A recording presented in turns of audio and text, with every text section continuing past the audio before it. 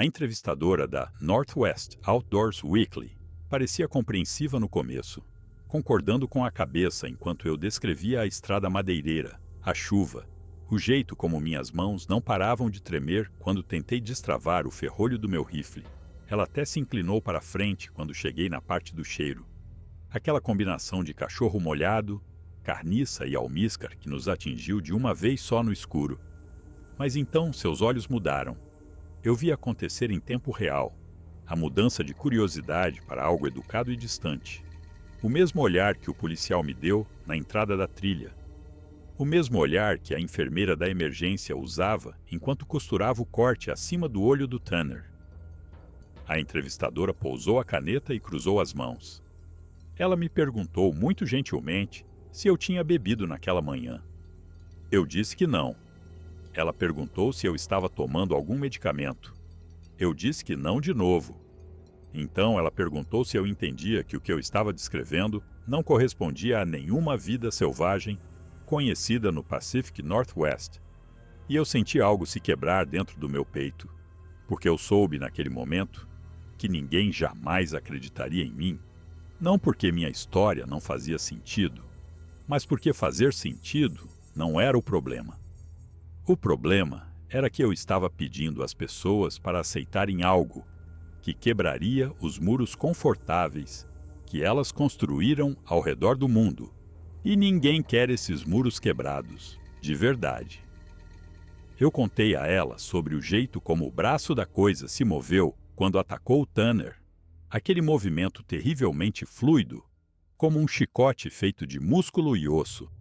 E ela escreveu algo em seu caderno que eu não consegui ler. Eu contei a ela sobre a faísca chata e brilhante que vi quando minha bala atingiu algo.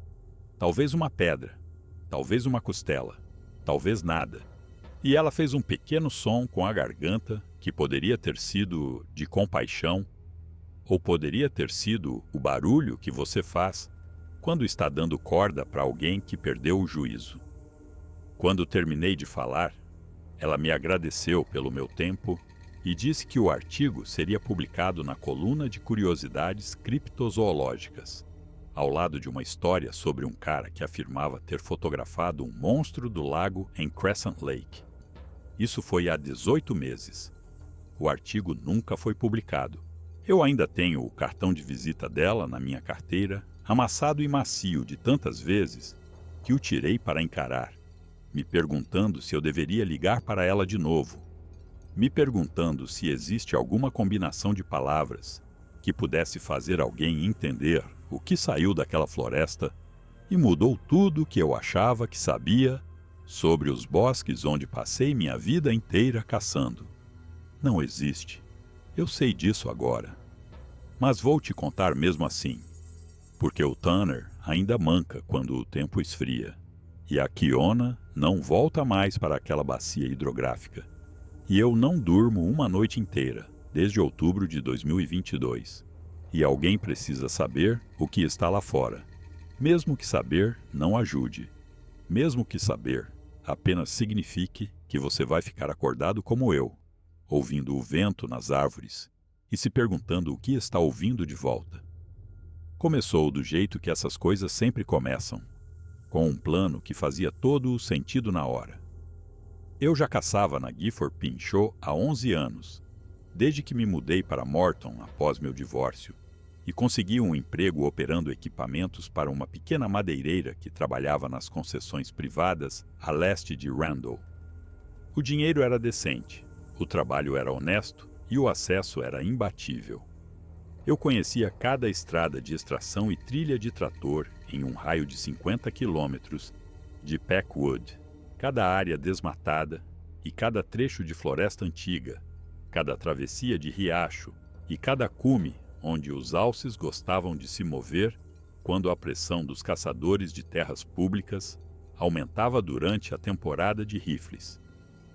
Eu não era um guia, não oficialmente, mas já tinha ajudado tantos amigos e colegas de trabalho a abaterem um alce macho ao longo dos anos, que as pessoas começaram a me pedir conselhos. E eu comecei a dizer sim, e em algum momento, isso se tornou algo que eu fazia, algo pelo qual eu era conhecido. O Cole sabe onde os alces estão. Era o que as pessoas diziam. E era verdade na maior parte do tempo. Eu sabia. Eu tinha dedicado o tempo, andado os quilômetros, vasculhado as bacias com binóculos, lido os sinais. Eu entendia como os animais se moviam por aquela região, como usavam o terreno, como respondiam ao clima e à pressão da caça e ao lento avanço do desenvolvimento que os empurrava cada vez mais para o interior a cada ano. O que eu não entendia, o que eu não poderia ter entendido, era que eu não era o único predador que havia aprendido esses padrões. Tanner Reed era mecânico de manutenção industrial, na mesma madeireira onde eu trabalhava. Um cara grande e ruivo de Yakima, que cresceu caçando veados de cauda branca no leste de Washington, e estava tentando abater seu primeiro alce de Roosevelt há 3 temporadas. Ele tinha 34 anos naquele outono, a mesma idade que eu, e ficamos amigos do jeito que você fica amigo de alguém que vê todo dia no trabalho, devagar e sem perceber direito, até que um dia você percebe que está almoçando junto há 2 anos e sabe mais sobre a situação da guarda dos filhos da ex-namorada dele do que sobre seu próprio irmão. Tanner era um cara legal, sério, um pouco ingênuo sobre as florestas do lado oeste, mas disposto a aprender. Ele tinha conseguido uma licença de fim de temporada para uma fêmea na unidade de Packwood, e quando ele me perguntou se eu o ajudaria a explorar um novo território antes da abertura, eu disse sim, sem hesitar. O terceiro membro do nosso grupo era Kiona, e aqui preciso ter cuidado, porque Kiona me pediu para não usar seu nome verdadeiro quando eu falasse sobre o que aconteceu. Mas esse barco já zarpou faz tempo, e eu acho que se vou contar essa história de novo, é melhor contá-la como realmente foi.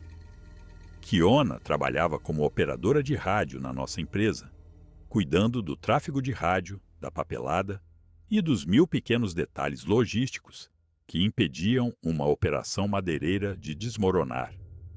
Ela era da tribo Yakama, cresceu na reserva perto de Toppenish e caçava desde que tinha idade para segurar um rifle.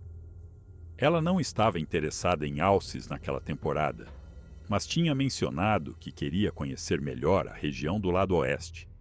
E quando Tanner sugeriu a viagem de reconhecimento, ela perguntou se poderia ir junto. Eu disse que sim. Quanto mais olhos, melhor. E Kiona tinha um jeito de notar coisas que outras pessoas não viam. Pequenos detalhes na paisagem que contavam uma história se você soubesse como lê-los. Achei que tê-la conosco seria uma vantagem. Eu estava certo sobre isso, de certa forma. Kiona notou muita coisa. O problema foi que notar não ajudou. Saímos de Morton às 4h15 da manhã de 14 de outubro de 2022, 3 dias antes da abertura da temporada do Tanner, dirigindo minha F-250 para o leste na Highway 12 em direção à área de Packwood. O plano era simples: pegar a Forest Road 21, passar pela bacia do Ohanapeccosh River e depois cortar para o sul em um dos ramais que eu conhecia, uma estrada madeireira com portão que não via tráfego comercial há anos, mas ainda era transitável se você tivesse uma chave e um veículo com suspensão elevada. Eu tinha ambos. A empresa para a qual eu trabalhava detinha os direitos de extração em uma seção adjacente ao limite da Goat Rocks Wilderness. E embora não estivéssemos explorando ativamente aquele lote, eu tinha conseguido permissão para usar a estrada de acesso para fins de caça. Era um daqueles acertos de boca, na base da confiança, o tipo de coisa que acontecia o tempo todo em terra de madeireira, e significava que poderíamos entrar em uma área remota que a maioria dos caçadores nunca via. O tempo naquela manhã era o que se considera normal em outubro na encosta oeste das Cascades, ou seja, estava chovendo. Não forte, apenas uma garoa cinzenta e constante que embaçava o para-brisa e fazia os faróis parecerem que estavam atravessando uma gaze.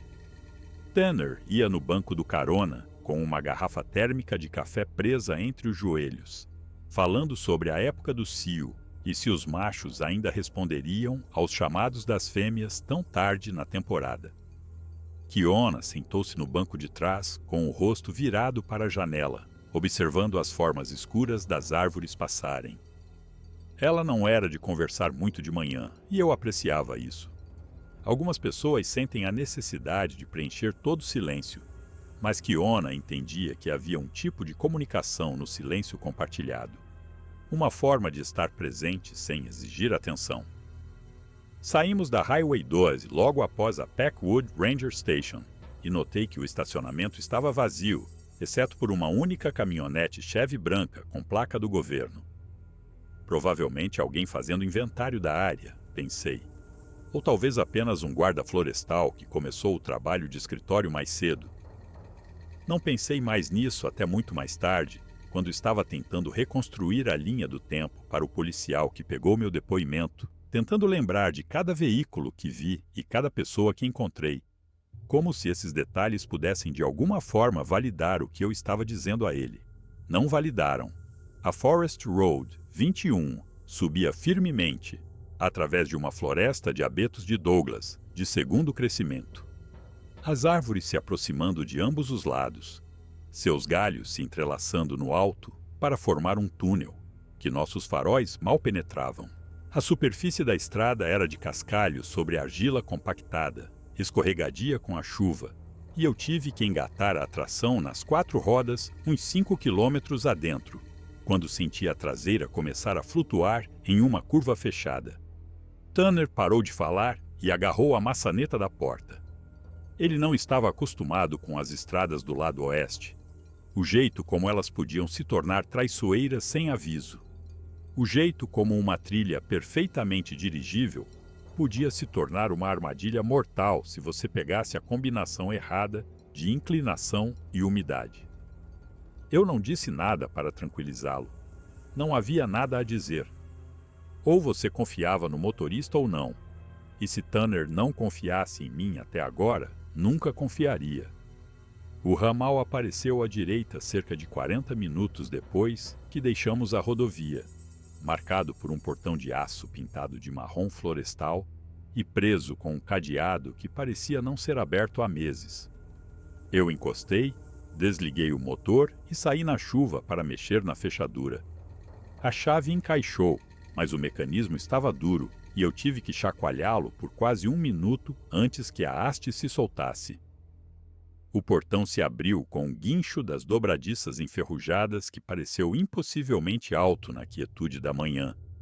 E eu me lembro de ficar ali por um momento, a chuva batucando no capuz da minha jaqueta, ouvindo o eco desaparecer entre as árvores.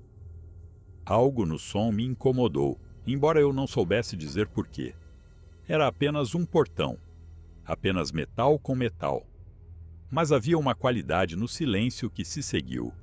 Um peso, como se a floresta estivesse prendendo a respiração. Kiona estava me observando pelo para-brisa quando voltei para a caminhonete. Sua expressão era neutra, mas havia algo em seus olhos que me fez querer perguntar o que ela estava pensando. Eu não perguntei, apenas engatei a marcha e passei devagar pelo portão. Depois parei novamente para que Tanner pudesse sair e fechá-lo atrás de nós. O ramal era mais acidentado que a 21, mais estreito e íngreme, com sulcos profundos do tráfego antigo, de tratores de esteira e trechos onde o leito da estrada havia sido lavado e remendado grosseiramente com cascalho e concreto quebrado. Mantive a velocidade baixa, conduzindo a caminhonete com cuidado pelos piores pontos, sentindo a suspensão trabalhar enquanto os pneus encontravam e perdiam tração na lama. A floresta aqui era mais antiga, uma mistura de grandes abetos e cicutas, com um subbosque de amieiros e amora framboesa que se aglomerava nas margens da estrada e fazia parecer que estávamos dirigindo por um túnel verde. A chuva havia se intensificado, forte o suficiente agora para que eu tivesse que ligar os limpadores no máximo, e o céu, através das brechas na copa das árvores, era da cor de cimento molhado. Cerca de 3 quilômetros depois do portão, senti um cheiro. Veio pelas saídas de ar, penetrante e almiscarado, como uma combinação de cachorro molhado e carne podre, com um fundo de outra coisa. Algo que eu não consegui identificar, mas que fez meu estômago se contrair involuntariamente. Pensei a princípio que tínhamos passado por uma pilha de vísceras, talvez de um caçador de ursos do início da temporada, que havia despejado seus restos perto da estrada. Mas o cheiro não desapareceu como deveria se tivéssemos passado por uma fonte pontual. Ele permaneceu, engrossou, e então sumiu, tão de repente que me peguei pensando se tinha imaginado. A voz de Kiona veio do banco de trás, baixa e seca. Você sentiu isso? Não era uma pergunta. Senti, eu disse. Animal morto, provavelmente. Talvez, ela disse. E então não disse mais nada, mas eu vi sua mão se mover no retrovisor, alcançando algo no bolso da jaqueta. Um momento depois, ouvi o clique suave de um canivete abrindo e fechando, abrindo e fechando.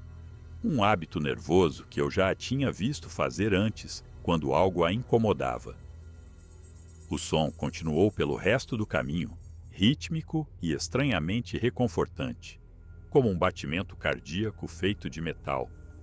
A estrada terminava em uma pequena área de manobra cerca de 1,5 km adiante. Um lugar largo onde as equipes de extração de madeira haviam limpado espaço suficiente para virar seus equipamentos antes que a colheita terminasse. Havia um carretel de cabo enferrujado deitado de lado, na beira da clareira, meio enterrado em amoreiras pretas, e uma fita laranja desbotada amarrada a uma estaca de agrimensura que marcava o limite da área selvagem. Além da área de manobra, a floresta se fechava completamente e eu podia ver o traço tênue de uma antiga trilha de caça subindo a colina através da vegetação. Ficamos na caminhonete por um momento depois que eu desliguei o motor, ouvindo a chuva tamborilar no teto, observando o vapor subir do capô. O relógio no painel marcava 5h47 da manhã. A primeira luz não viria por mais 1 hora, talvez mais, dada a cobertura de nuvens, e eu tinha planejado usar esse tempo para revisar os mapas e discutir os objetivos do dia. Mas Tanner já estava alcançando a maçaneta da porta, ansioso para se mover, e eu podia sentir a inquietação de Kiona no banco de trás. Aquela energia particular que ela tinha quando queria estar fazendo algo, em vez de ficar sentada. Vamos nos equipar, eu disse.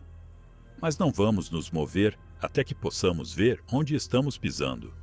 Não quero ninguém quebrando um tornozelo no escuro. Tanner assentiu, mas eu podia ver que ele estava desapontado. Ele estava de pé desde as 3. Provavelmente não conseguiu dormir de excitação. E a ideia de ficar sentado em uma caminhonete por mais 1 hora devia parecer uma tortura. Eu entendia o sentimento. Eu já fui esse cara, jovem e impaciente, e convencido de que cada minuto que eu não estava no campo era um minuto desperdiçado. Mas eu também tinha visto o que acontecia quando as pessoas forçavam demais e rápido demais em um lugar como este. Eu tinha ajudado a carregar um caçador 3 anos antes, que tentou vencer a luz e acabou no fundo de uma ravina, com uma fratura exposta da tíbia. Eu não ia deixar isso acontecer com o Tanner. Saímos e fomos para a traseira da caminhonete, trabalhando silenciosamente na escuridão, organizando o equipamento pelo tato e pela memória. Eu havia embalado o essencial na noite anterior: mochilas com água e comida, mapas topográficos e bússola, unidades de GPS com as trilhas relevantes já carregadas, um pequeno kit de primeiros socorros, spray de urso, binóculos, um rádio portátil para cada um de nós, sintonizado em uma frequência combinada. Tanner tinha seu rifle, um Remington 730-6, que ele pegou emprestado do pai.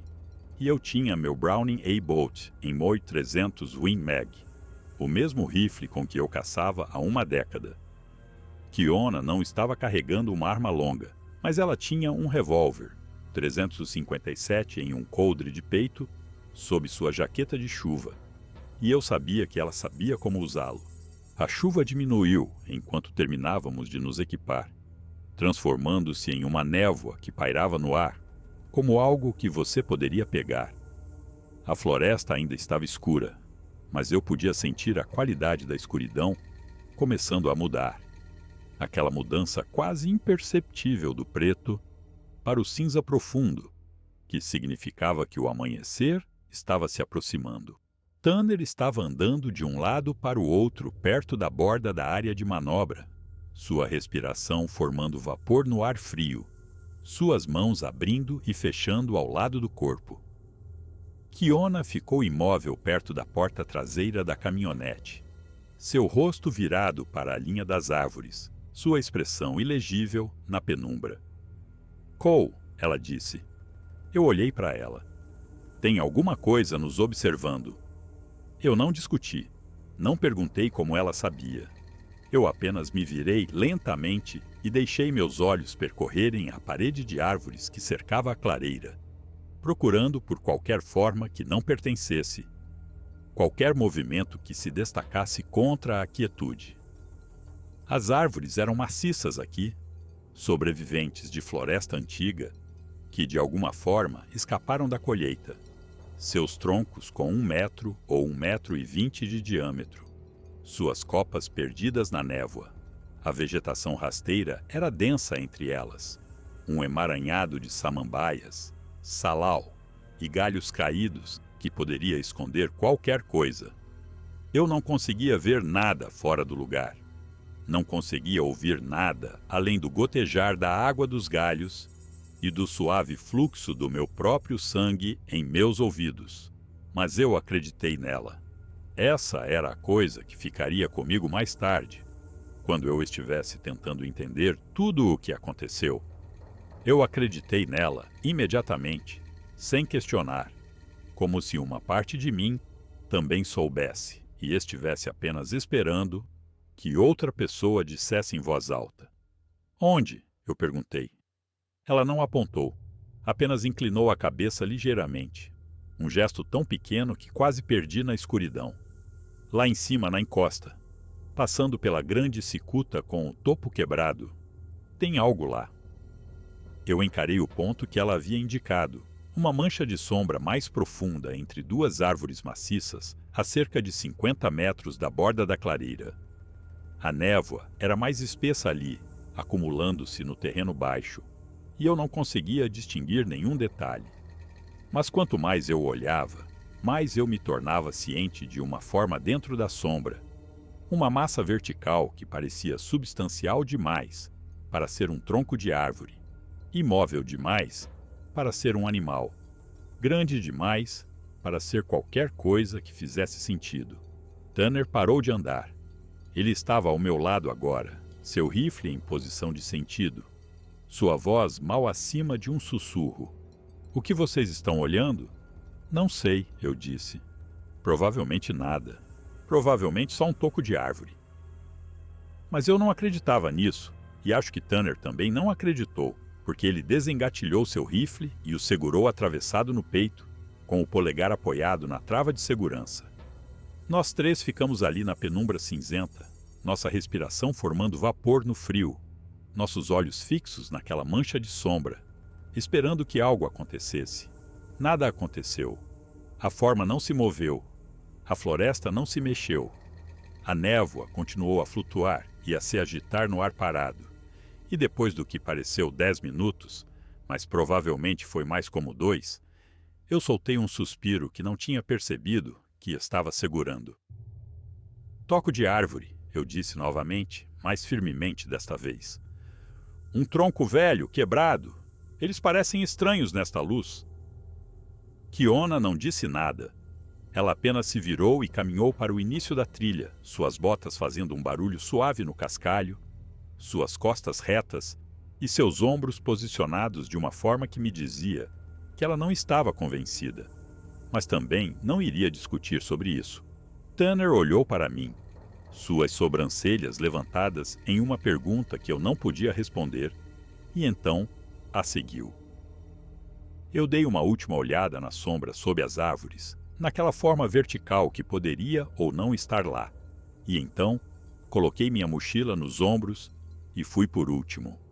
A trilha de caça subia íngreme através da floresta antiga, zigue-zagueando pela face de um cume que eu sabia pelos mapas topográficos que eventualmente se conectaria a uma rede de trilhas de alces correndo ao longo da crista.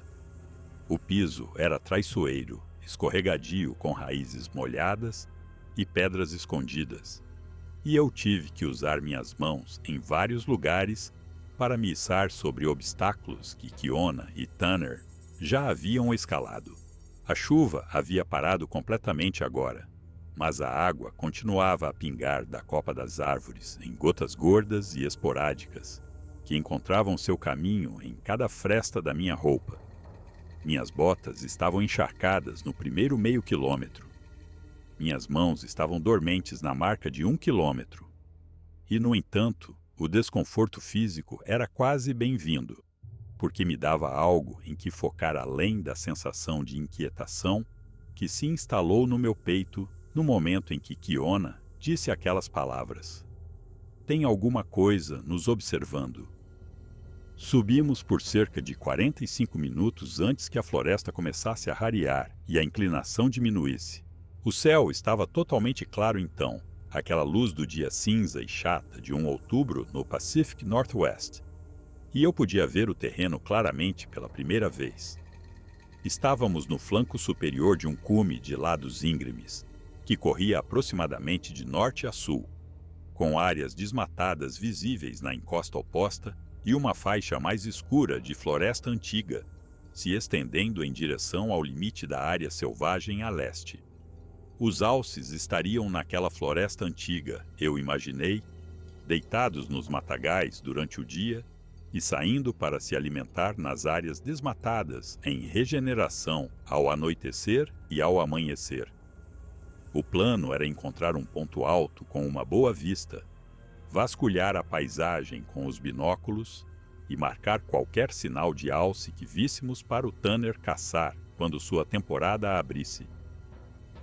Encontramos o que eu estava procurando cerca de 20 minutos depois, um afloramento rochoso perto da linha do cume que nos dava uma visão de 180 graus da bacia a leste. A rocha era plana o suficiente para sentar, com alguns abetos esparsos fornecendo alguma cobertura visual, e o vento soprava do noroeste, o que significava que nosso cheiro seria levado para longe do habitat mais provável dos alces. Tirei minha mochila e peguei meus binóculos, acomodando-me em uma posição confortável, enquanto Tanner e Kiona encontravam seus próprios lugares por perto. Por um tempo, tudo estava normal. Vasculhamos as áreas desmatadas e as bordas da floresta, avistando alguns veados de cauda preta pastando na vegetação e um único coiote trotando ao longo de uma estrada madeireira à distância. Tanner encontrou um conjunto de pegadas frescas em uma poça de lama cerca de 200 metros abaixo da nossa posição, e eu pude ver através dos meus binóculos que eram de alce, provavelmente uma fêmea e um filhote pelo tamanho, subindo em direção à floresta antiga. O sinal era bom, o lugar era bom. Comecei a relaxar, a pensar que talvez Kiona estivesse errada sobre a coisa de estarmos sendo observados, que talvez fossem apenas nervos, escuridão e o poder da sugestão. Então Kiona disse: Cole, olhe para a pilha de galhos, às 2 horas, a uns 400 metros. Virei meus binóculos na direção indicada e encontrei a pilha de galhos quase imediatamente, um emaranhado de galhos e copas de árvores quebradas que sobraram de uma operação de colheita, provavelmente com 5 ou 6 anos, a julgar pela aparência desgastada da madeira. A pilha era substancial, talvez com 9 metros de comprimento e 2,5 de altura, parcialmente coberta por mudas de amieiro e epilóbio. Escaneei ao longo de seu comprimento, procurando o que quer que Kiona tivesse visto, e a princípio não conseguia encontrar nada de incomum. Apenas madeira morta, vegetação nova e a luz cinzenta da manhã filtrando-se pela névoa. Então, algo se moveu. Foi sutil no começo, apenas uma mudança nas sombras, na extremidade da pilha, como uma mancha de escuridão se desprendendo do resto e deslizando para o lado. Eu pisquei e estabilizei meus binóculos, pensando que era um truque de luz ou meus olhos se ajustando à ampliação. Mas o movimento continuou, lento e deliberado, e percebi com um choque de adrenalina que estava olhando para algo vivo, algo grande, algo que estava se movendo ao longo da parte de trás da pilha de galhos em direção ao terreno aberto além. Estou vendo, eu disse. O que é isso, um urso? Grande demais, disse Kiona. Sua voz era seca, controlada, a voz de alguém que já descobriu algo terrível e está apenas esperando que todos os outros acompanhem. Ursos não se movem assim. Ela estava certa. Mesmo através dos binóculos, mesmo a 400 metros, eu podia dizer que o que quer que eu estivesse olhando não tinha o andar rolante e desengonçado de um urso negro. Movia-se com um tipo de propósito curvado, seus ombros altos e sua cabeça para a frente, como algo que estava acostumado a atravessar vegetação densa sem diminuir a velocidade. E era grande, maior do que qualquer urso que eu já tinha visto nas Cascades, maior do que os ursos pardos costeiros que eu tinha visto em documentários da natureza, maior do que qualquer coisa tinha o direito de ser naquele pedaço de terra. A coisa chegou ao fim da pilha de galhos e parou. Por um longo e terrível momento, ficou imóvel, apenas uma forma escura contra o cinza mais claro da área desmatada atrás dela. Eu podia distinguir o contorno de um corpo, maciço e curvado, e o que poderia ser uma cabeça, virando lentamente de um lado para o outro. Eu não conseguia ver nenhum detalhe. A distância era muito grande, a luz muito chata, e minhas mãos estavam começando a tremer de um jeito que fazia a imagem dançar nos meus binóculos. Então, ele se levantou. Não sei de que outra forma descrever. Em um momento estava agachado ou curvado atrás da pilha de galhos. E no seguinte estava ereto, subindo e subindo, e subindo, até passar por cima das mudas de amieiro, até ficar mais alto do que qualquer animal deveria ser, até que eu senti meu cérebro simplesmente se recusar a processar o que meus olhos estavam me dizendo. 8 pés? 9? Eu não conseguia dizer daquela distância. Tudo o que eu sabia era que era alto demais. Alto demais para um urso. Alto demais para uma pessoa fantasiada. Alto demais para qualquer coisa para a qual eu tivesse um nome. E as proporções estavam erradas. Os braços muito longos e os ombros muito largos. E a cabeça de alguma forma humana e profundamente, fundamentalmente desumana, de um jeito que fez meu estômago revirar. Ele se virou para nós. Não sei como sabia que estávamos ali. Estávamos a 400 metros de distância, a favor do vento, imóveis em um afloramento rochoso que deveria ser invisível contra a linha do cume. Mas ele se virou, lenta e deliberadamente, e eu senti o peso de sua atenção como uma força física, como uma mão pressionando meu peito. Eu não conseguia ver seus olhos. Não conseguia ver seu rosto. Eu só conseguia ver a enorme forma escura dele, parado a céu aberto na beira da área desmatada, olhando diretamente para o lugar onde estávamos escondidos. Jesus Cristo, Tanner sussurrou. Abaixei meus binóculos e olhei para Kiona. Seu rosto estava pálido, sua mandíbula cerrada, seus olhos fixos na forma distante com uma expressão que eu não conseguia ler. Quando ela falou, sua voz era quase inaudível. A gente precisa ir embora. Eu queria discutir. Queria dizer que deveríamos ficar e observar, que isso era o tipo de coisa que as pessoas passam a vida inteira esperando ver, que deveríamos documentar e fotografar e provar ao mundo que era real. Mas as palavras não saíam. Havia algo no jeito que aquela coisa estava parada, algo no ângulo de sua cabeça e na quietude de sua postura, que fazia cada instinto que eu tinha gritar para eu correr. Eu disse. Beleza. Vamos nessa.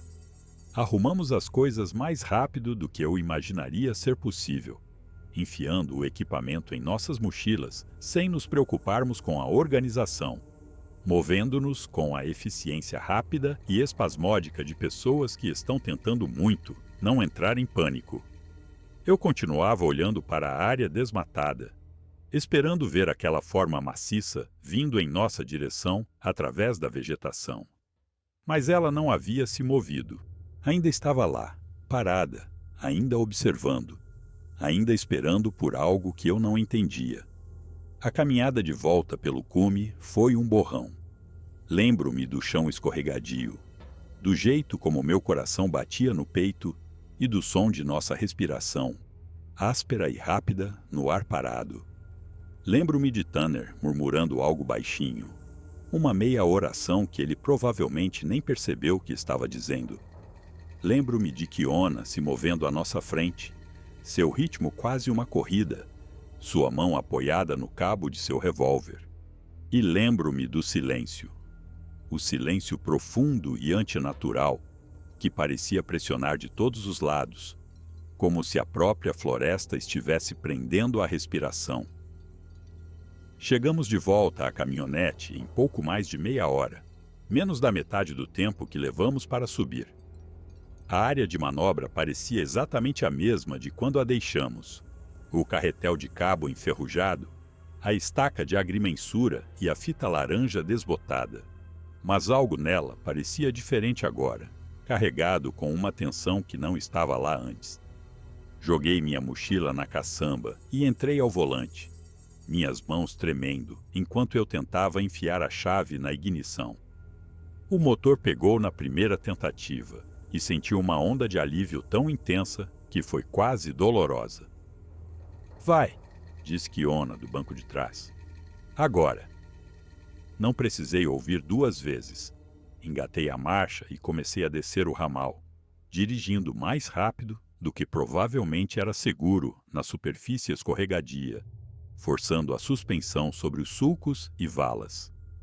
O portão ainda estava fechado quando chegamos, e tive que me forçar a parar o tempo suficiente para Tanner pular e destrancá-lo, meu pé pairando sobre o acelerador, meus olhos varrendo a linha das árvores em busca de qualquer sinal de movimento. Nada. A floresta estava quieta. A chuva havia começado de novo, uma garoa leve que formava gotas no para-brisa e borrava as formas escuras das árvores. Tanner abriu o portão e o escancarou, e eu passei sem esperar que ele o fechasse atrás de nós. Ele teve que correr para alcançar, subindo no banco do passageiro, enquanto a caminhonete ainda estava em movimento, seu rosto corado e sua respiração ofegante. Que porra foi aquela? Ele disse. Cole, que porra a gente acabou de ver? Eu não respondi. Não conseguia responder, porque eu sabia o que tínhamos visto, ou pelo menos sabia com o que se parecia, e também sabia que dizer em voz alta tornaria real de um jeito que eu não estava pronto para aceitar. Dirigimos em silêncio por um tempo, a caminhonete balançando na estrada acidentada, os limpadores batendo um ritmo constante contra a chuva. Eu continuava checando os espelhos, meio que esperando ver aquela forma maciça nos seguindo pela névoa, mas a estrada atrás de nós estava vazia. O que quer que tivéssemos visto não estava nos seguindo, ou pelo menos, não estava nos seguindo onde pudéssemos ver. Chegamos a Forest Road 21 e viramos em direção à rodovia, e eu finalmente me permiti respirar. A paisagem familiar da floresta manejada, as fileiras regulares de árvores plantadas, os cruzamentos sinalizados e o vislumbre ocasional de outro veículo à distância parecia um retorno à sanidade após a estranheza da manhã. Comecei a me dizer que talvez estivéssemos errados. Talvez tivesse sido um urso, afinal. Um urso negro excepcionalmente grande com algum tipo de deformidade que o fazia ficar de pé. Talvez a distância, a luz chata e nosso próprio medo tivessem se combinado para distorcer o que vimos em algo impossível. Eu ainda estava me dizendo isso quando Kiona falou do banco de trás, sua voz quieta e certa. Aquilo não era um urso. Eu sei, eu disse. Aquilo era outra coisa. Eu sei. Minha avó me contava histórias, disse Kiona, sobre coisas nas montanhas. Coisas que estavam aqui antes das pessoas, antes das madeireiras, antes de qualquer um. Ela dizia que elas ainda estavam aqui, mas tinham aprendido a se esconder. Ela dizia que você podia viver sua vida inteira neste lugar e nunca ver uma, mas isso não significava que elas não estavam observando. Olhei para ela no retrovisor. Seu rosto estava calmo, quase resignado, como alguém que acabou de ter uma suspeita de longa data confirmada. Você acredita nessas histórias? Eu perguntei. Agora acredito. Tanner não tinha dito nada desde sua pergunta sobre o que tínhamos visto.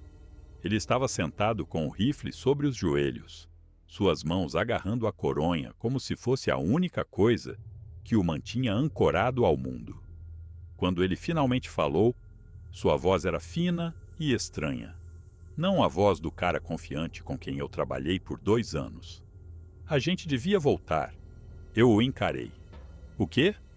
A gente devia voltar, ele repetiu. Deveríamos encontrá-lo de novo, tirar fotos, vídeo, algo que possamos mostrar às pessoas. Tanner, não. Por que não?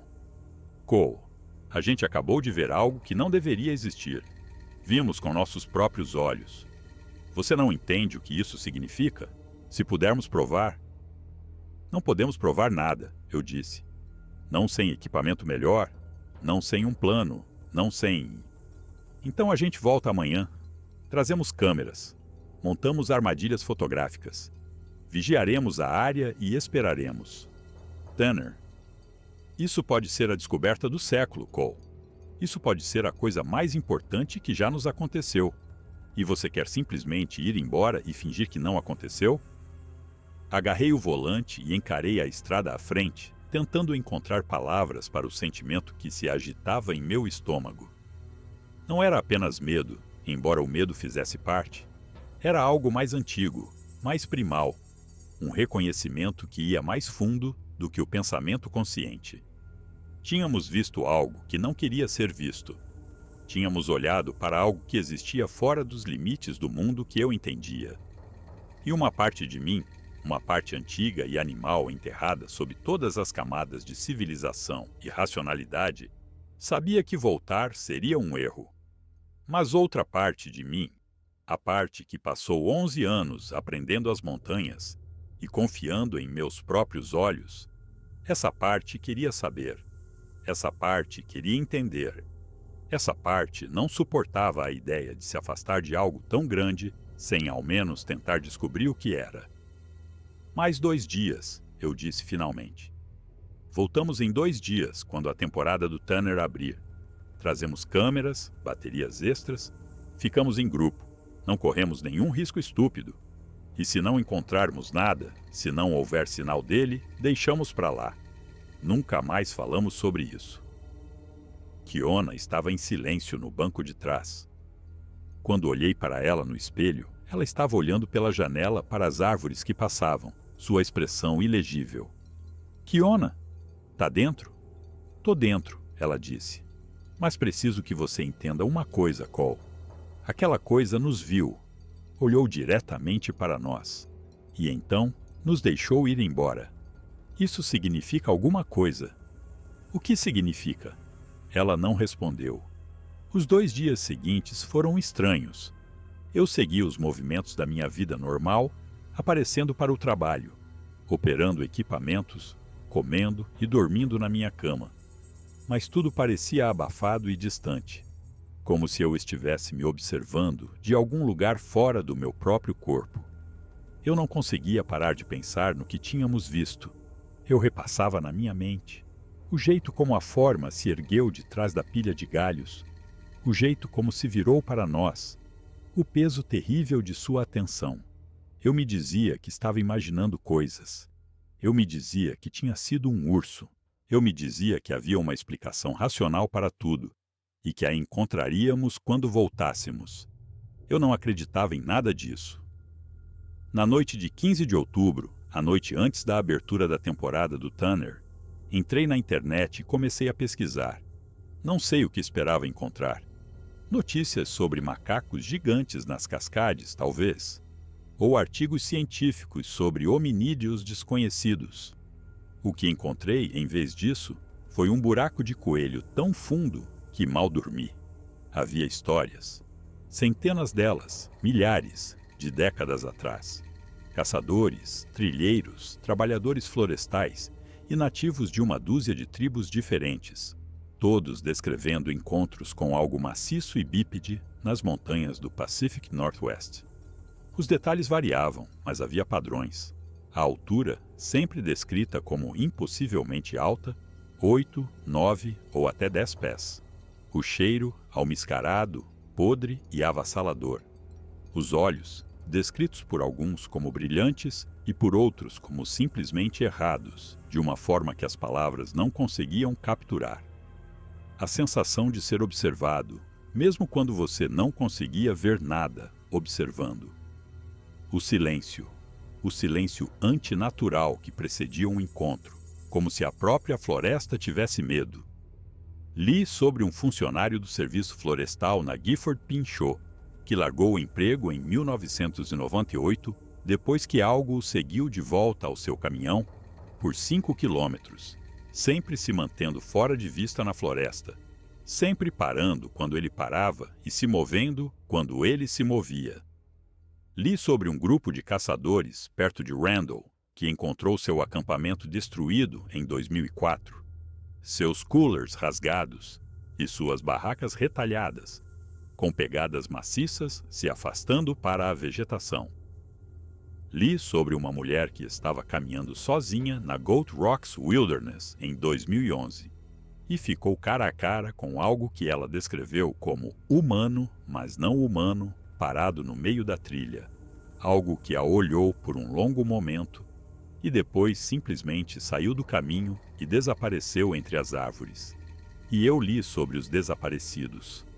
Essa foi a coisa que mais me afetou, a coisa que me manteve acordado até quase 4 da manhã. O Pacific Northwest tinha uma das maiores taxas de pessoas desaparecidas do país, e um número desproporcional desses desaparecimentos acontecia em áreas selvagens, em lugares com floresta densa, terreno acidentado e acesso limitado para buscas. Alguns deles eram explicados, eventualmente. Acidentes, suicídios e crimes resolvidos anos depois. Mas outros permaneciam mistérios. Pessoas que entravam na floresta e simplesmente nunca mais saíam. Pessoas cujos restos mortais nunca foram encontrados, cujos casos esfriaram, cujas famílias passaram o resto de suas vidas se perguntando o que havia acontecido. Eu não era um teórico da conspiração. Eu não acreditava em acobertamentos, programas secretos do governo ou qualquer outra bobagem que poluía as margens da internet. Mas sentado ali na minha sala escura, com meu laptop brilhando na minha frente, me peguei pensando em todas aquelas pessoas desaparecidas, todos aqueles desaparecimentos inexplicados, e me perguntando se talvez, apenas talvez, eles não fossem tão inexplicados quanto todos presumiam. A manhã de 16 de outubro amanheceu cinzenta e fria, outro dia típico de outubro nas Cascades. Encontrei Tanner e Kiona no local combinado nos arredores de Morton, um estacionamento de posto de gasolina, onde havíamos consolidado os veículos em viagens anteriores. Tanner parecia animado, quase maníaco, com uma energia frenética nos olhos que eu não gostei. Ele passou os últimos 2 dias se preparando, me disse, comprando equipamentos e lendo sobre técnicas para documentar a vida selvagem. Ele tinha uma GoPro montada em uma faixa de cabeça, uma câmera digital com uma lente telefoto, 2 armadilhas fotográficas que planejava montar perto da pilha de galhos e um pequeno gravador de voz digital que mantinha no bolso do peito. "Eu vou provar isso", ele disse. "Vou conseguir imagens que ninguém poderá negar." Kiona olhou para ele, mas não disse nada. Ela carregava o mesmo equipamento de antes, seu .357, sua faca e sua vigilância silenciosa. E notei que ela havia adicionado algo novo. Um pequeno saquinho de couro que pendia em seu pescoço em um cordão trançado. Quando perguntei sobre isso, ela disse que era de sua avó. Proteção, ela disse, por via das dúvidas. Não perguntei que tipo de proteção. Não queria saber. Subimos a Highway 12 em comboio, meu caminhão na frente com a Tacoma do Tanner logo atrás. O plano era estacionar na mesma área de manobra de antes, subir até o ponto de observação e passar o dia procurando tanto por alces quanto por qualquer outra coisa que pudesse estar se movendo naquela bacia. A licença de fêmea do Tanner era válida, então havia pelo menos um propósito de caça legítimo para a viagem. Mas acho que nós três sabíamos que não era realmente por alces que estávamos procurando. O portão estava aberto quando chegamos ao ramal. Notei imediatamente o jeito como a estrutura de aço estava escancarada contra a vegetação e senti uma pontada fria de inquietação no estômago. Eu tinha fechado aquele portão 2 dias atrás. Eu mesmo o tranquei. Verifiquei a haste 2 vezes. Me certifiquei de que estava seguro. E agora estava aberto, como se alguém tivesse passado depois de nós e simplesmente o deixado assim. Parei meu caminhão e saí, caminhando para examinar o portão, enquanto Tanner esperava atrás de mim. O cadeado ainda estava lá, pendurado aberto no fecho, o cilindro da chave virado para fora. Peguei-o nas mãos e o virei, procurando por qualquer sinal de dano ou adulteração. Não havia nenhum. A fechadura estava intacta. Simplesmente tinha sido destrancada, aberta e deixada assim. Alguém mais tem a chave, eu disse quando Tanner se aproximou. Sua empresa? Talvez, provavelmente. Mas mesmo enquanto eu dizia, sabia que não estava certo. A empresa para a qual eu trabalhava não estava explorando ativamente aquele lote. Não havia motivo para ninguém estar naquela estrada, nenhuma ordem de serviço, cronograma de manutenção ou levantamento florestal que eu soubesse. E mesmo que houvesse, eles teriam fechado o portão atrás deles. Essa era a prática padrão. Você não deixa portões abertos em terra de madeireira, a não ser que queira que todo engraçadinho com um 4x4 venha rasgando por suas concessões. Kiona estava parada na beira da estrada, olhando para a superfície lamacenta. Seu rosto estava pálido. Cole, ela disse, vem ver isso. Fui até lá e olhei para onde ela estava apontando. Na lama macia do acostamento, meio cheia de água da chuva, mas ainda claramente visível, havia uma pegada. Era enorme, pelo menos 18 polegadas de comprimento, talvez 20, e proporcionalmente larga, com o contorno distinto de 5 dedos pressionados profundamente na lama. A profundidade da impressão me dizia que o que quer que a tivesse feito era pesado, incrivelmente pesado, muito mais pesado do que qualquer ser humano. Eu a encarei por um longo tempo. Tanner se aproximou e pegou sua câmera, tirando fotos de vários ângulos, suas mãos tremendo visivelmente. Kiona apenas ficou lá, seus braços cruzados sobre o peito, seus olhos se movendo constantemente entre a pegada e a parede escura de árvores que se aproximava de ambos os lados da estrada. Ele passou por aqui, ela disse, desde que fomos embora. Eu queria negar. Queria dizer que era uma brincadeira, que alguém tinha esculpido a pegada como uma piada, que havia uma explicação racional que não envolvia aceitar o impossível. Mas a pegada era perfeita demais, detalhada demais, com variações sutis na posição dos dedos e na pressão que nenhum brincalhão teria pensado em incluir. E havia mais de uma, percebi. Olhando mais adiante na estrada, pude ver outra impressão na lama a cerca de 1,20 m de distância, e outra além, uma trilha de pegadas impossíveis subindo o ramal em direção à área de manobra onde havíamos estacionado 2 dias antes. A gente devia ir, eu disse. Tanner me olhou como se eu tivesse enlouquecido. Você está brincando? É exatamente por isso que viemos. Isso é evidência, Cole. Evidência física. Isso é um aviso, disse Kiona. Você não vê? Ele queria que encontrássemos essas pegadas. Queria que soubéssemos que esteve aqui. E daí? Então a gente só tem que fugir? Desistir? Fingir que não vimos o que vimos? Sim, disse Kiona. É exatamente isso que devemos fazer. Mas Tanner já estava subindo a estrada, seguindo a linha de pegadas, sua câmera clicando constantemente. Olhei para Kiona e ela olhou de volta para mim, e algo passou entre nós naquele momento. Um reconhecimento silencioso de que havíamos passado de um ponto sem retorno. Não podemos deixá-lo ir sozinho, eu disse. Eu sei. Seguimos Tanner pela estrada, movendo-nos com cuidado, vasculhando a floresta em busca de qualquer sinal de movimento. As pegadas continuaram por cerca de 200 metros antes de desviarem para a vegetação rasteira, subindo em direção à linha do cume. Tanner queria segui-las. Eu me recusei.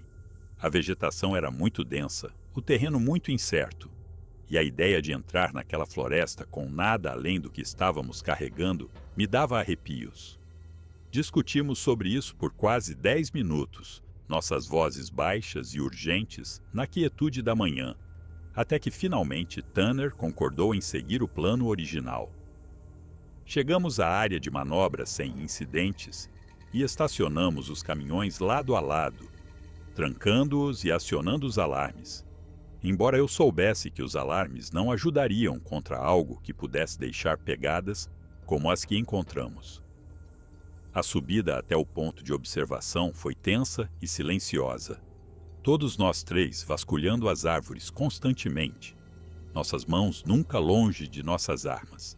Eu esperava ver aquela forma maciça sair de trás de um tronco, sentir aquele peso terrível de atenção pressionando-me novamente.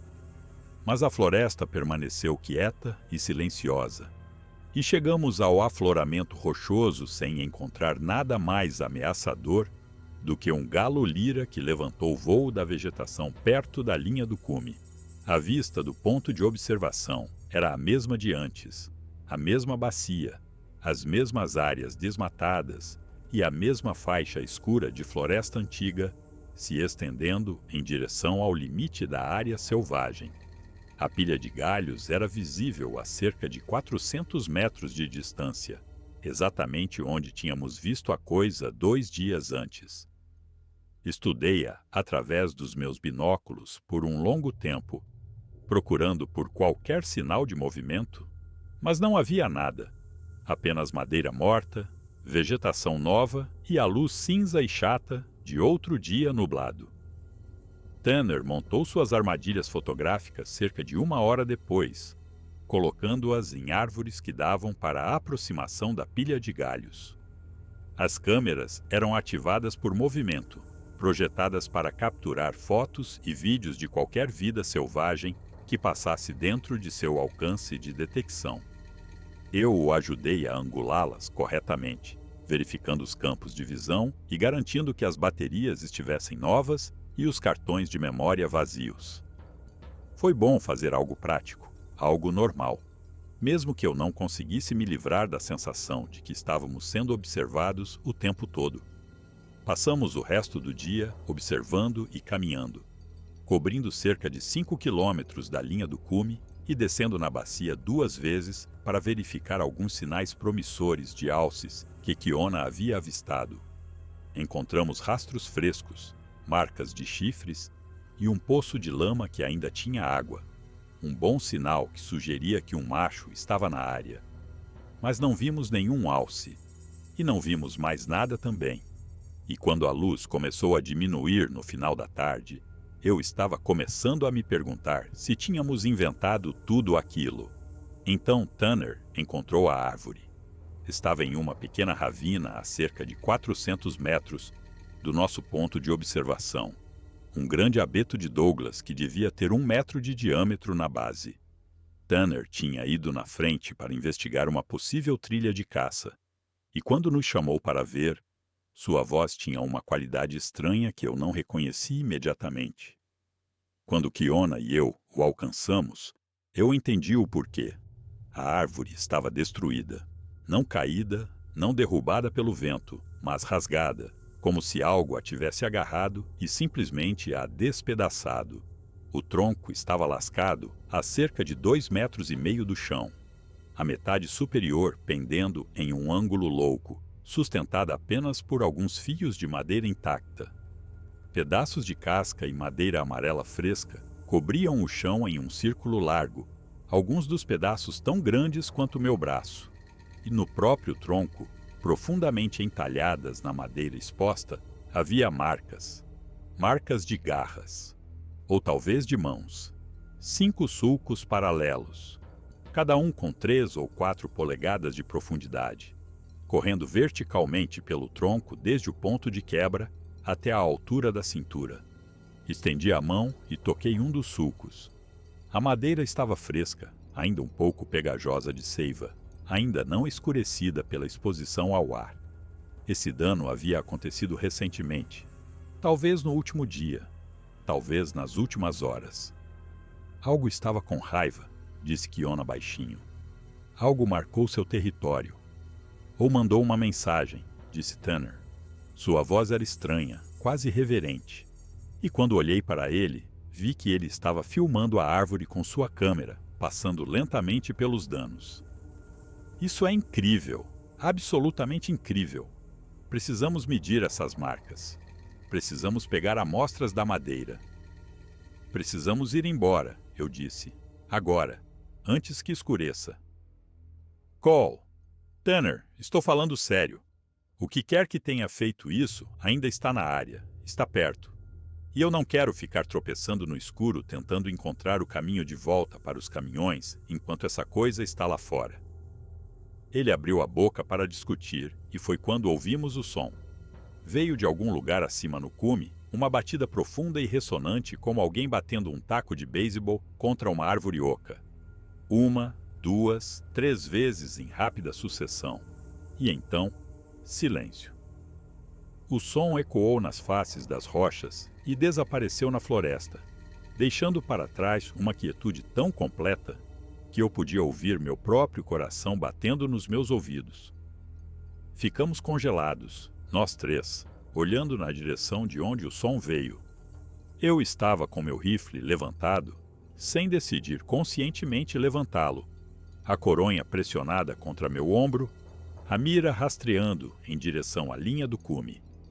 Ao meu lado, Kiona tinha a mão em seu revólver e Tanner tinha parado de filmar e estava agarrando seu Remington emprestado como se fosse a única coisa que o mantinha vivo.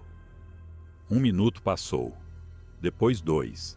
A floresta permaneceu em silêncio, mas era um tipo diferente de silêncio agora.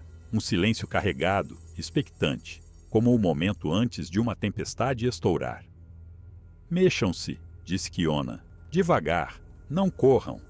Nós nos movemos. Devagar, com cuidado. De volta pelo caminho que viemos, mantendo-nos juntos, nossas armas prontas. A cada poucos passos eu parava e ouvia, e toda vez que parava, eu poderia jurar que ouvia algo mais parando também, logo atrás de nós, na floresta, fora de vista. Mas nada aconteceu. Nada saiu correndo da vegetação.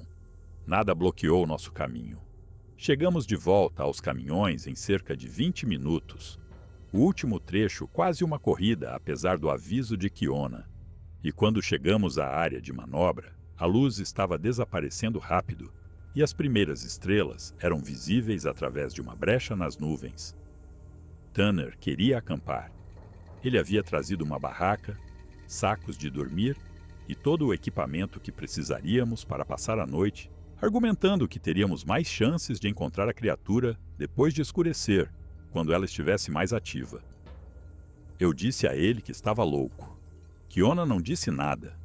Ela apenas caminhou até meu caminhão, entrou no banco do passageiro e sentou-se com os braços cruzados, olhando para a frente.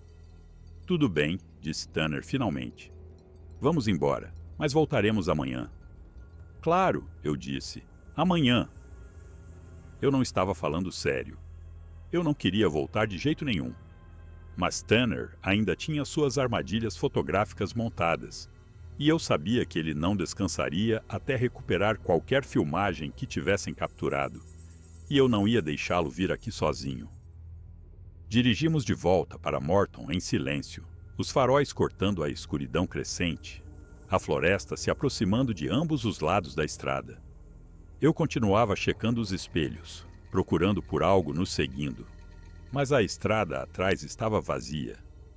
Quando finalmente chegamos à rodovia e as primeiras luzes esparsas da civilização apareceram à frente, senti meus ombros relaxarem pela primeira vez em horas. Naquela noite, sonhei com a árvore. No sonho, eu estava parado na frente dela, sozinho, olhando para os 5 sulcos profundos na madeira. Enquanto eu observava, algo se moveu atrás de mim. Eu podia sentir ali, enorme e paciente, sua respiração quente na minha nuca. Eu queria me virar. Queria ver o que estava parado atrás de mim, mas meu corpo não obedecia. E eu fiquei ali paralisado, enquanto a respiração ficava mais alta e mais próxima.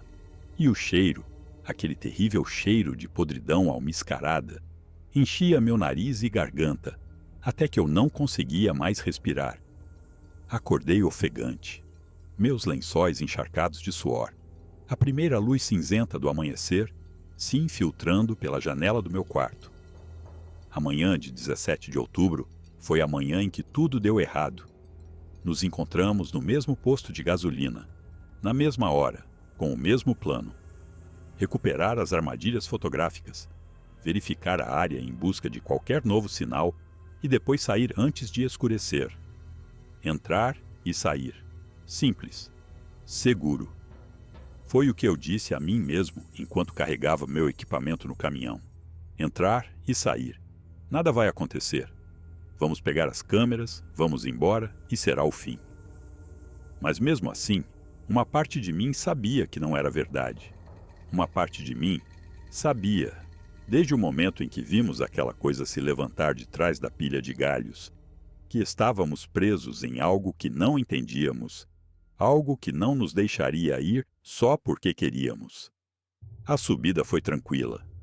O portão estava fechado desta vez, trancado com o mesmo cadeado, e não vi nenhuma pegada nova na lama quando saí para abri-lo.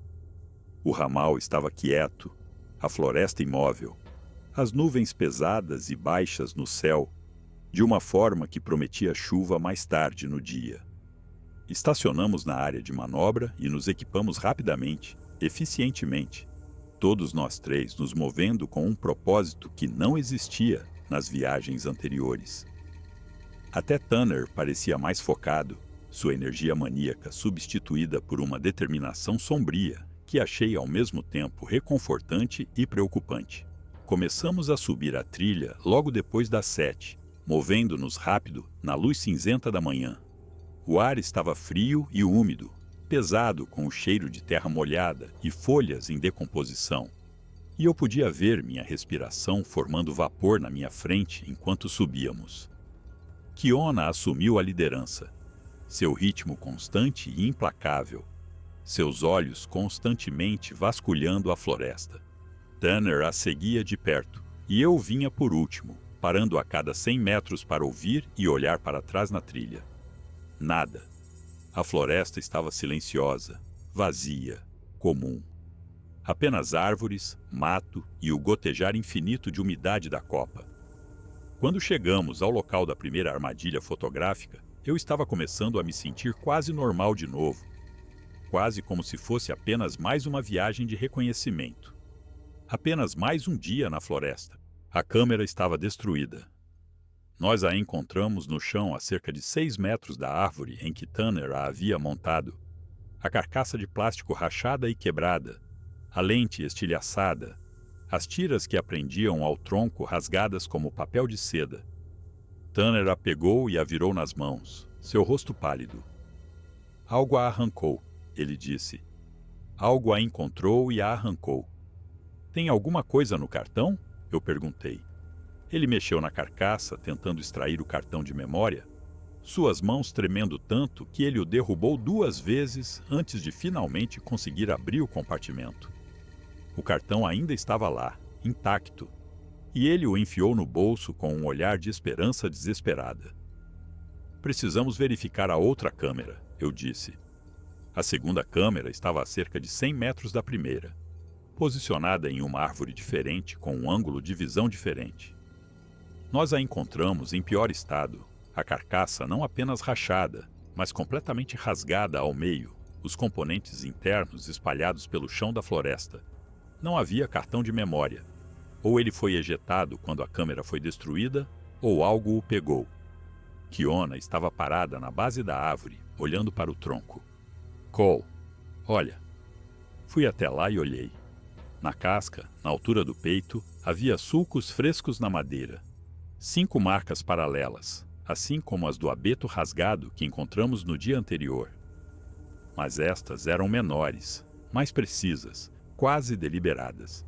Como se algo tivesse se dado ao trabalho de deixá-las intencionalmente. Ele sabe que estivemos aqui, disse Kiona. Ele sabe o que estamos fazendo. Isso é impossível, disse Tanner. É um animal. Animais não entendem de câmeras. Eles não entendem de vigilância. Então como você explica isso? Tanner não tinha uma resposta. Nem eu. Deveríamos ter ido embora então. Deveríamos ter dado meia volta, voltado para os caminhões, ido embora e nunca mais voltado. Era o que cada instinto no meu corpo me dizia para fazer. Era o que a vozinha no fundo da minha cabeça gritava. Mas não fomos. Continuamos.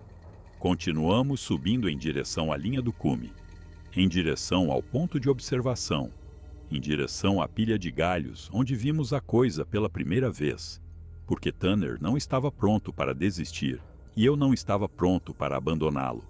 Esse foi o meu erro. Essa foi a escolha da qual me arrependerei pelo resto da minha vida. Chegamos ao afloramento rochoso cerca de 1 hora depois de encontrarmos as câmeras, suando apesar do frio, nossa respiração saindo em arfadas ásperas da subida íngreme. A vista era a mesma de antes, a mesma bacia, as mesmas áreas desmatadas e a mesma floresta escura se estendendo em direção ao limite da área selvagem. A pilha de galhos ainda estava lá, inalterada, inócua na luz chata da manhã. Sentei-me na rocha e peguei meus binóculos, vasculhando o terreno automaticamente, procurando por sinais de alces, embora alces fossem a última coisa em minha mente. Kiona sentou-se ao meu lado, sua mão apoiada em seu revólver, seus olhos se movendo constantemente pela linha das árvores. Tanner andava de um lado para o outro na beira do afloramento, sua câmera na mão, filmando a vista como se estivesse fazendo um documentário que ninguém jamais veria. Por cerca de 30 minutos, nada aconteceu. A floresta estava quieta, o céu estava cinza, o ar estava parado e frio. Comecei a relaxar, a pensar que talvez tivéssemos tido sorte, que talvez o que quer que tivesse destruído as câmeras tivesse se mudado para outra parte de seu território. Então, eu ouvi o cheiro. Isso soa errado, eu sei. Você não ouve cheiros. Mas essa é a única maneira que consigo descrever. O jeito como me atingiu de uma vez. Súbito e avassalador. Como um som que ignora seus ouvidos e vai direto para o seu cérebro. Aquele fedor terrível de almíscar podridão cachorro molhado. Tão denso e pesado que eu podia senti-lo cobrindo o interior da minha garganta. Tão poderoso que meus olhos começaram a lacrimejar e meu estômago se contraiu como um punho. Kiona estava de pé antes que eu pudesse processar o que estava acontecendo. Seu revólver estava em sua mão, apontado para a floresta abaixo de nós, e seu rosto estava fixo em uma expressão que eu nunca tinha visto antes, uma espécie de terror feroz e focado que a fazia parecer outra pessoa. Ele está aqui, ela disse, e então eu o vi. Ele saiu da floresta a cerca de 200 metros abaixo da nossa posição, subindo em nossa direção através da vegetação.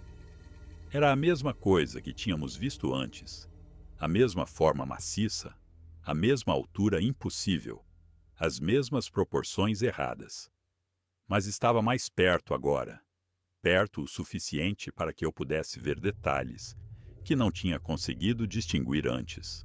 O cabelo escuro e emaranhado que cobria seu corpo.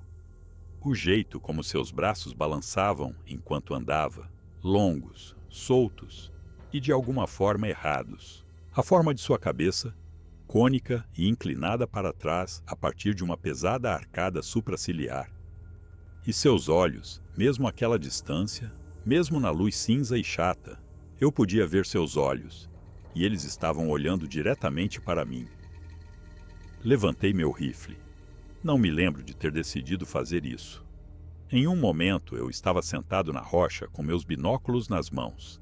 E no seguinte, eu estava de pé com o Browning no ombro, a mira do meu escopo centrada naquele peito maciço. Meu dedo encontrou o gatilho. Minha respiração se acalmou. Tudo o que eu sabia sobre atirar, 11 anos de memória muscular, treinamento e instinto, se encaixou. Eu não atirei. Não conseguia explicar na época. Não consigo explicar agora. Uma parte de mim simplesmente não o faria. Não puxaria aquele gatilho. Não daria aquele tiro. Talvez fosse porque eu sabia, no fundo dos meus ossos, que o que quer que estivesse andando em nossa direção não era um animal. Não realmente, não em nenhum sentido, que justificasse atirar nele como um. Talvez fosse porque eu podia sentir seus olhos em mim e entendi, naquele momento, que estava sendo pesado, medido e julgado por algo que existia fora de tudo o que eu achava que sabia sobre o mundo. Ou talvez eu estivesse apenas com medo. Talvez eu estivesse com tanto medo que meu dedo simplesmente não obedecesse aos comandos que meu cérebro estava enviando. A coisa continuou vindo. Estava se movendo mais rápido agora, cobrindo o terreno com passadas longas e saltitantes que devoravam a distância entre nós. Kiona estava gritando algo, mas eu não conseguia distinguir as palavras por causa do rugido em meus ouvidos. Tanner estava ao meu lado, atrapalhado com seu rifle, tentando acionar o ferrolho, suas mãos tremendo tanto que ele deixou cair uma munição e teve que se apressar para pegá-la. 100 metros. 50. Eu podia ouvi-lo agora, o barulho da vegetação e o baque de pés pesados. E eu podia senti-lo, aquele cheiro terrível que estava em toda parte, preenchendo tudo, abafando todas as outras sensações. E então ele parou. Parou a cerca de 30 metros do afloramento, na beira da floresta, e nos olhou. Apenas olhou. Seu rosto era parcialmente visível através dos galhos. E nunca esquecerei o que vi ali: a testa maciça, os olhos fundos, o nariz largo e chato, e a boca. A boca era a pior parte. Larga demais. Humana demais. Com lábios que se repuxavam para revelar dentes amarelos, gastos e grandes demais. Ficamos ali pelo que pareceu horas.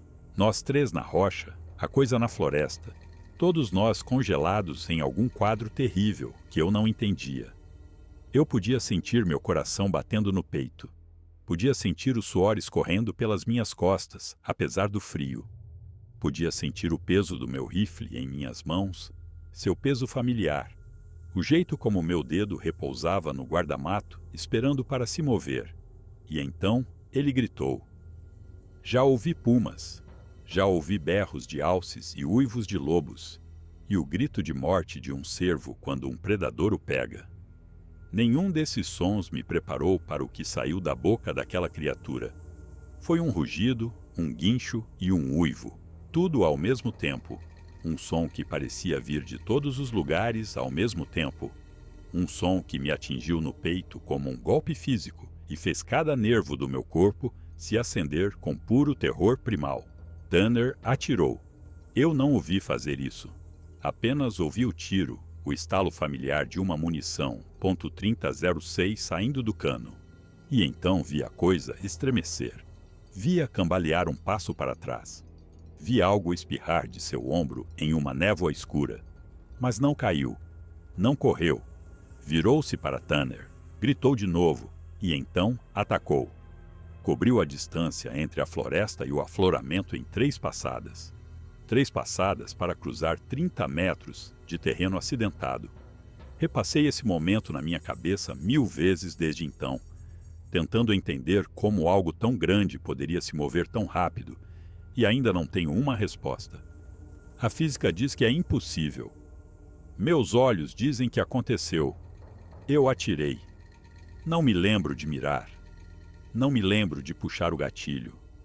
Apenas me lembro do recuo batendo no meu ombro e do clarão do cano brilhante na manhã cinzenta e da faísca chata e brilhante quando a bala atingiu algo. Talvez uma pedra, talvez um osso, talvez a própria coisa. E então eu estava voando, levantado do chão e jogado para trás. E o mundo se tornou um caos de céu, rocha e dor. Caí no chão a cerca de 3 metros de onde estava, de costas, com uma força que expulsou todo o ar dos meus pulmões. Meu rifle se foi, arrancado de minhas mãos pelo impacto. Minha cabeça zumbia. Havia sangue na minha boca, e quando tentei me mover, meu ombro esquerdo gritou com uma dor tão intensa que quase desmaiei. Mas não desmaiei. Rolei de lado, ofegante, lutando para me orientar, e vi o que estava acontecendo com Tanner. A coisa o tinha. Tinha-o pelo ombro e pelo quadril, uma mão maciça em cada um, e o estava levantando do chão como se ele não pesasse nada. Tanner gritava, um som agudo e fino, que não parecia humano, e suas pernas chutavam no ar, e eu podia ver seu rifle caído na rocha onde ele o havia deixado. E então, a coisa o arremessou. Não o deixou cair. Arremessou, como um homem jogando um saco de ração na caçamba de um caminhão. O corpo de Tanner voou pelo ar, girando, seus braços e pernas se debatendo, e ele atingiu a encosta a cerca de 6 metros abaixo do afloramento, com um som que ouvirei em meus pesadelos pelo resto da vida.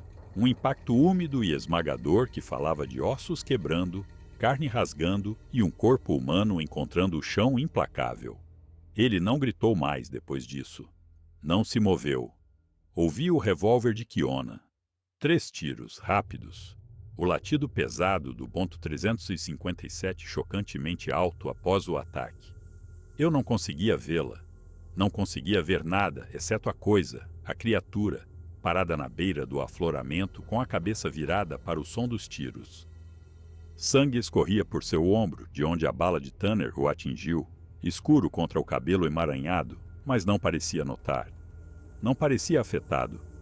Virou-se de volta para mim. Eu estava indefeso. Meu rifle se fora, meu ombro estava arruinado. Eu não conseguia nem me levantar sem que meu braço esquerdo cedesse. Olhei para aquela forma maciça, aquele rosto impossível com sua boca larga demais e seus olhos fundos demais, e entendi com certeza absoluta que eu ia morrer. E então fez algo que eu não esperava. Olhou para mim por um longo momento, a cabeça ligeiramente inclinada para o lado, e então simplesmente se virou e foi embora.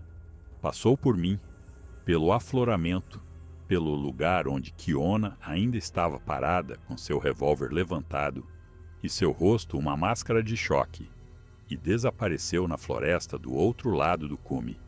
Sumido. Simples assim. Como se tivesse decidido que não valíamos o trabalho. Como se tivesse deixado seu recado e não tivesse mais interesse em nós. Não sei quanto tempo ficamos ali depois que ele foi embora. Minutos? Horas. O tempo não funcionava mais direito. Lembro-me de Kiona me ajudando a levantar, suas mãos fortes e firmes apesar de tudo.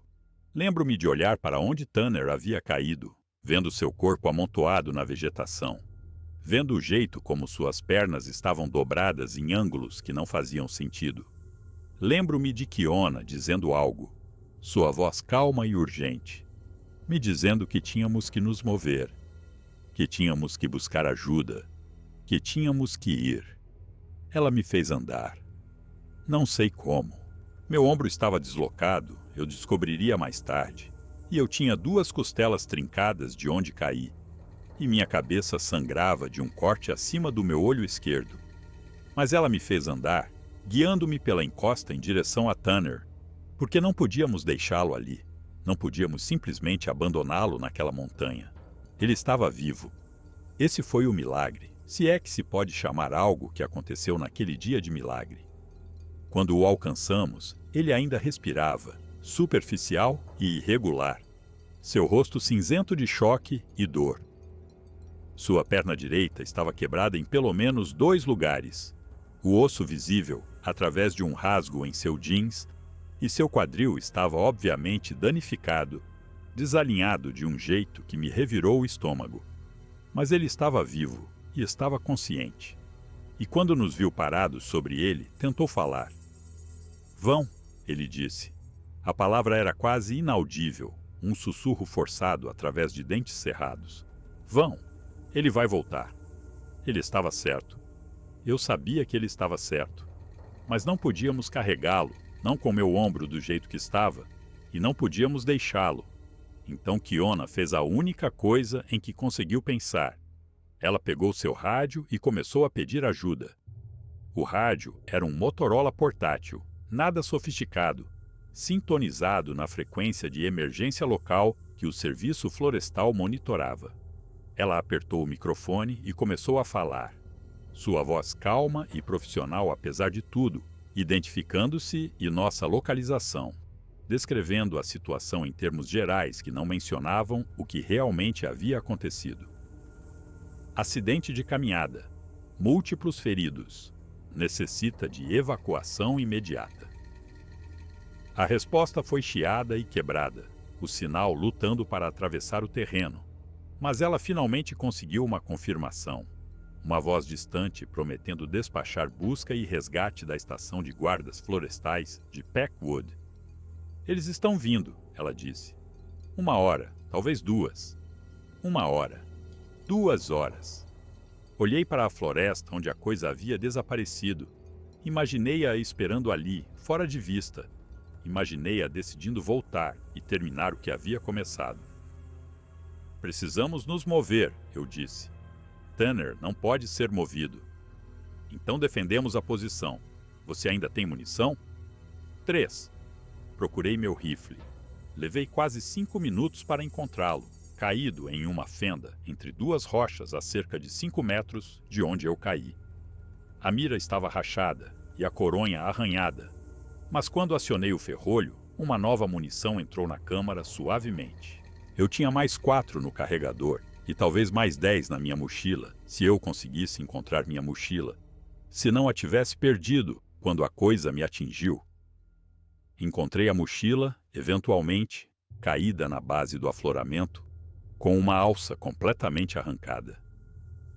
A munição extra ainda estava dentro, junto com meu kit de primeiros socorros, minha garrafa de água e todo o outro equipamento de sobrevivência que de repente parecia pateticamente inadequado contra o que estávamos enfrentando. Carreguei o rifle até a capacidade máxima, verifiquei a ação 2 vezes e então me posicionei onde pudesse observar tanto a floresta quanto a encosta abaixo de nós. Kiona fez o que pôde por Tanner. Ela imobilizou sua perna com galhos e tiras rasgadas de sua jaqueta. Deu-lhe água, manteve-o falando para que ele não entrasse em choque. Eu ouvia suas vozes baixas e firmes e observava a floresta, e esperava. A coisa não voltou.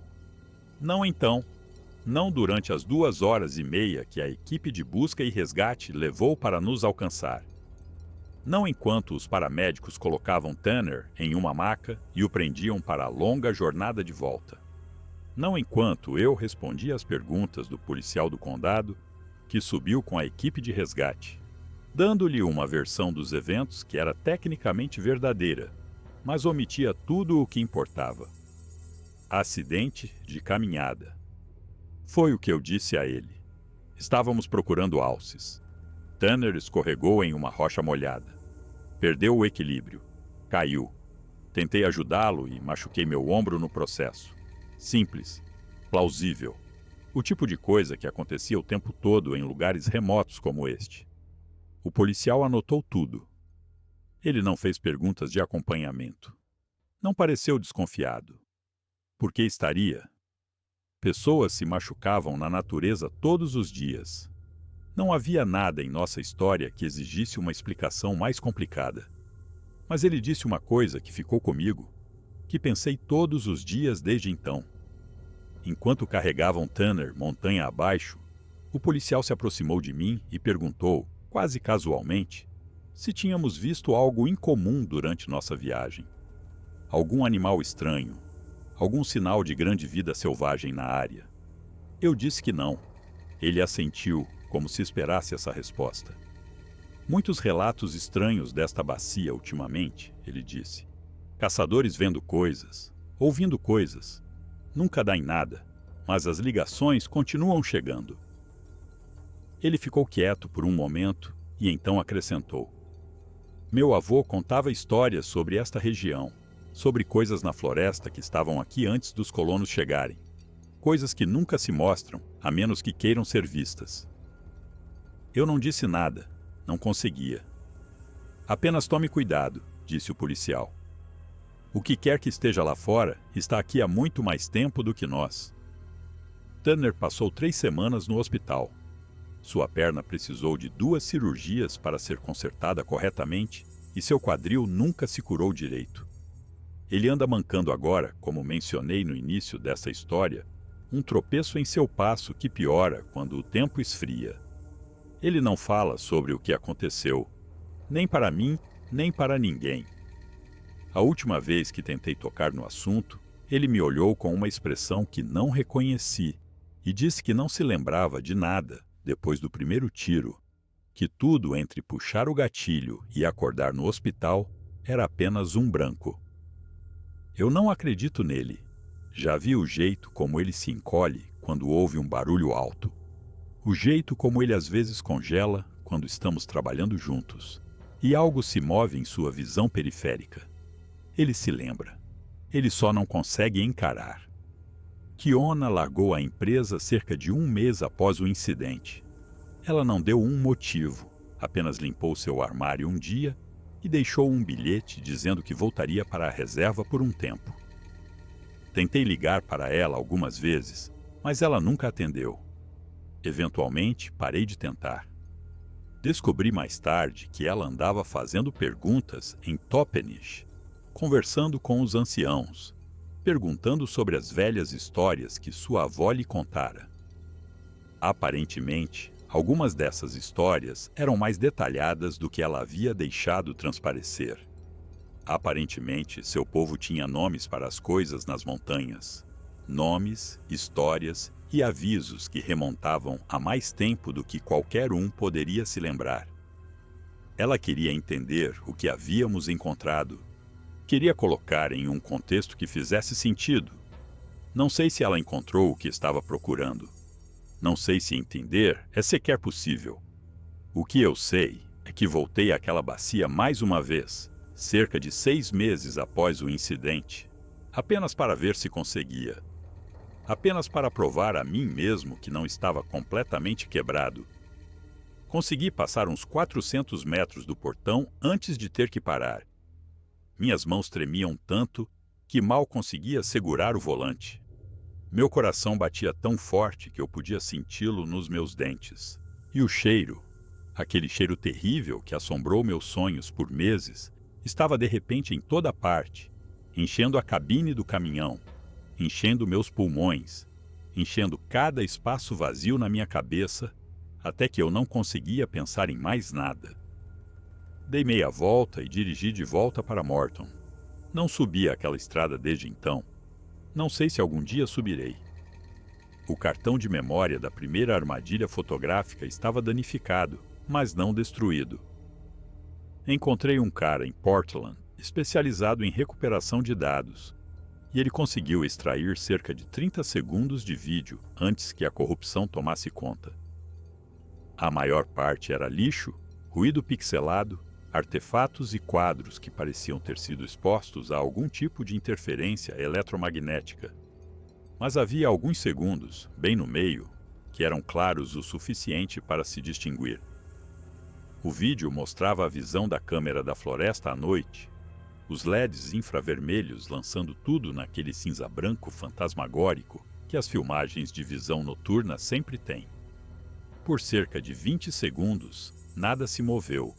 Apenas árvores, mato e o ocasional piscar de uma mariposa ou besouro passando pelo quadro. E então, algo entrou em cena.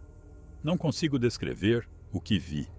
Tentei, dezenas de vezes, mas as palavras sempre saem erradas. Era grande, maior do que qualquer coisa que eu já tinha visto, e se movia com uma espécie de graça fluida que parecia impossível para algo tão maciço.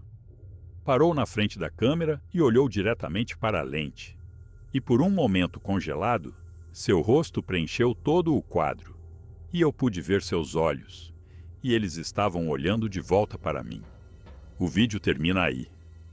A corrupção toma conta, e o resto do arquivo é apenas ruído. Mostrei a filmagem para exatamente uma pessoa, um professor da University of Washington, que estudava criptozoologia como hobby. Ele assistiu 3 vezes, seu rosto ficando mais pálido a cada vez. E então me disse para apagá-la. Ele me disse para destruir o cartão e nunca mais falar sobre o que eu tinha visto. Por quê? Eu perguntei a ele. Porque existem coisas neste mundo que não querem ser encontradas, ele disse. E algumas delas são muito boas em garantir que permaneçam assim. As pessoas que tentam provar sua existência, que tentam trazer evidências ao público, essas pessoas têm um jeito de desaparecer, ou de sofrer acidentes, ou simplesmente se calam e nunca mais falam sobre isso.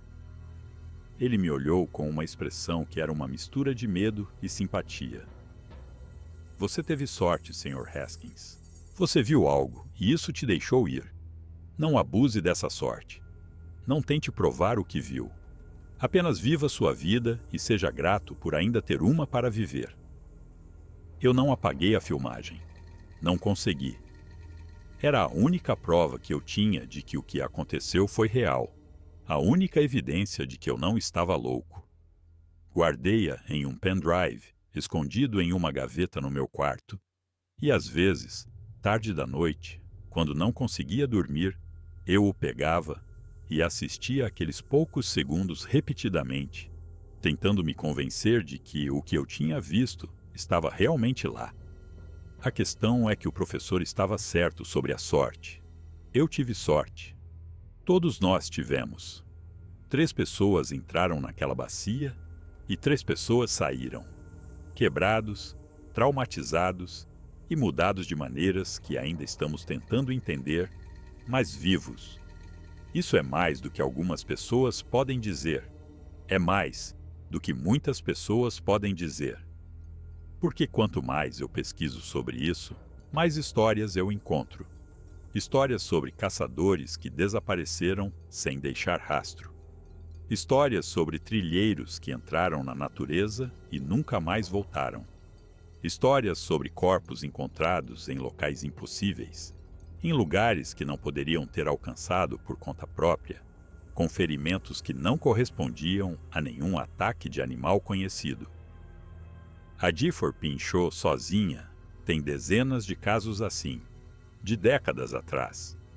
E ninguém fala sobre eles. Ninguém conecta os pontos. Cada caso é tratado como isolado, único, explicado com qualquer teoria que exija o mínimo de imaginação. Tentei contar minha história uma vez, para aquela jornalista que mencionei no início.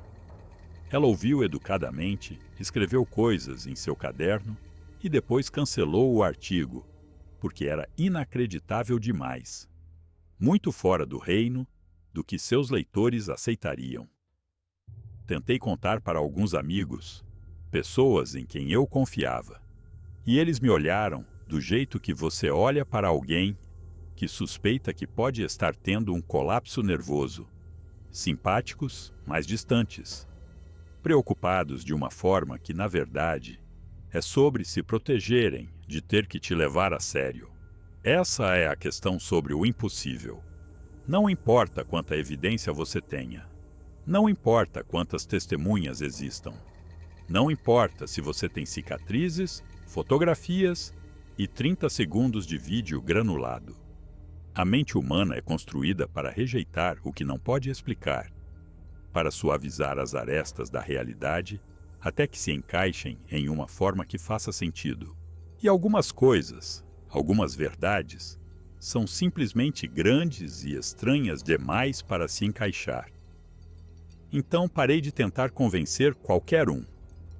Vendi minhas licenças de caça naquele ano e não cacei alces desde então. Ainda vou para a floresta às vezes, mas apenas para lugares que parecem seguros, lugares com muitas pessoas, trilhas mantidas e a confortável ilusão de civilização. Eu trabalho, pago minhas contas e tento dormir à noite. E na maior parte do tempo eu quase consigo. Mas às vezes, tarde da noite, quando o vento está soprando e as árvores do lado de fora da minha janela estão balançando, eu ouço algo. Uma batida distante, talvez. Um som que pode ser um galho quebrando, ou pode ser outra coisa completamente diferente. E eu fico ali no escuro, ouvindo, meu coração batendo forte, meu corpo inteiro rígido, com um medo que nunca vai embora, de verdade. Porque a coisa nas montanhas ainda está lá fora. Eu sei que está. E em algum lugar profundo da parte do meu cérebro, que ainda acredita nas velhas histórias, nos avisos antigos, no conhecimento que nossos ancestrais tinham e que tentamos tanto esquecer, eu sei de outra coisa também. Ele nos deixou ir. Ele nos olhou e decidiu por qualquer motivo que não valíamos a pena matar. Talvez porque éramos jovens, estúpidos e não uma ameaça real. Talvez porque queria que sobrevivêssemos, que carregássemos a memória do que vimos, que vivêssemos com o conhecimento de que existem coisas neste mundo que existem fora de nossa compreensão. Ou talvez ele estivesse simplesmente satisfeito naquele dia. Talvez já tivesse se alimentado. E nós éramos apenas uma curiosidade, apenas um pequeno incômodo que não valia o esforço.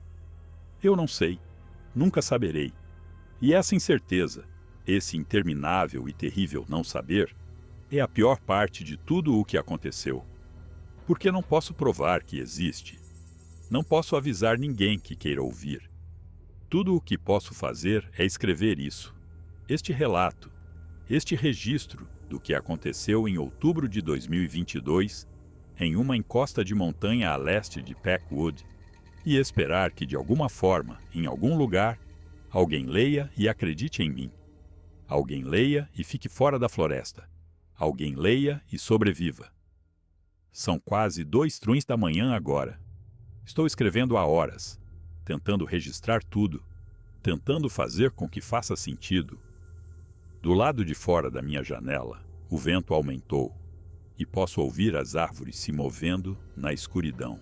Em algum lugar lá fora, além dos limites da cidade, além das luzes, das estradas e de todas as pequenas construções que erguemos para nos separar da natureza selvagem, há algo esperando. Está esperando há muito tempo e estará lá muito depois que nós nos formos.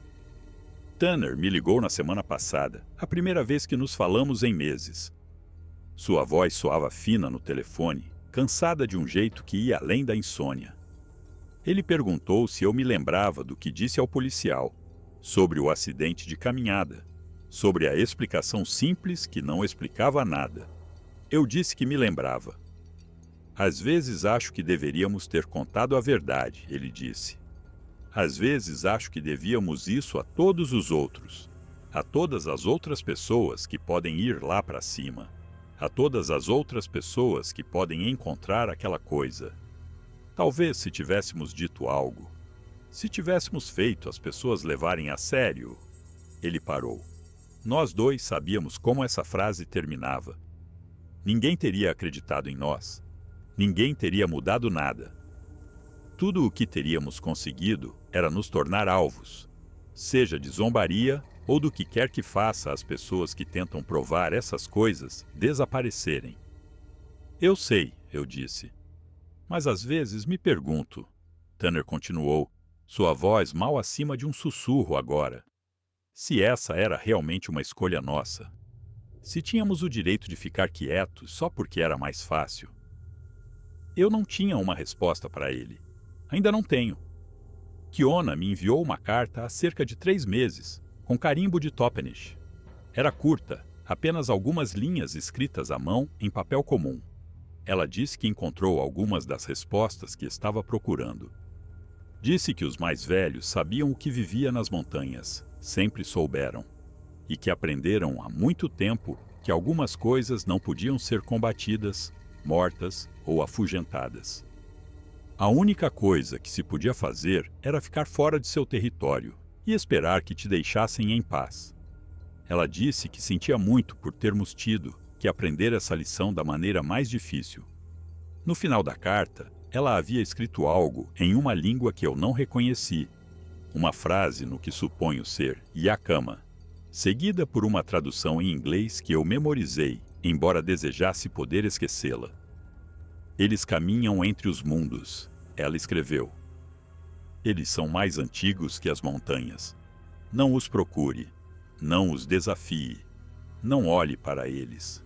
E se você vir um te observando, corra. Corra e não olhe para trás. Porque se você olhar para trás, ele saberá que você o vê e nunca mais vai parar. Queimei a carta depois de lê-la. Não sei porquê. Algum tipo de superstição, eu acho. Como se destruir as palavras pudesse de alguma forma desfazer o conhecimento que continham. Não ajudou. As palavras ainda estão na minha cabeça, tão claras e terríveis quanto no dia em que as li pela primeira vez. A jornalista da Northwest Outdoors Weekly me enviou um e-mail há algumas semanas, perguntando se eu queria fazer uma entrevista de acompanhamento.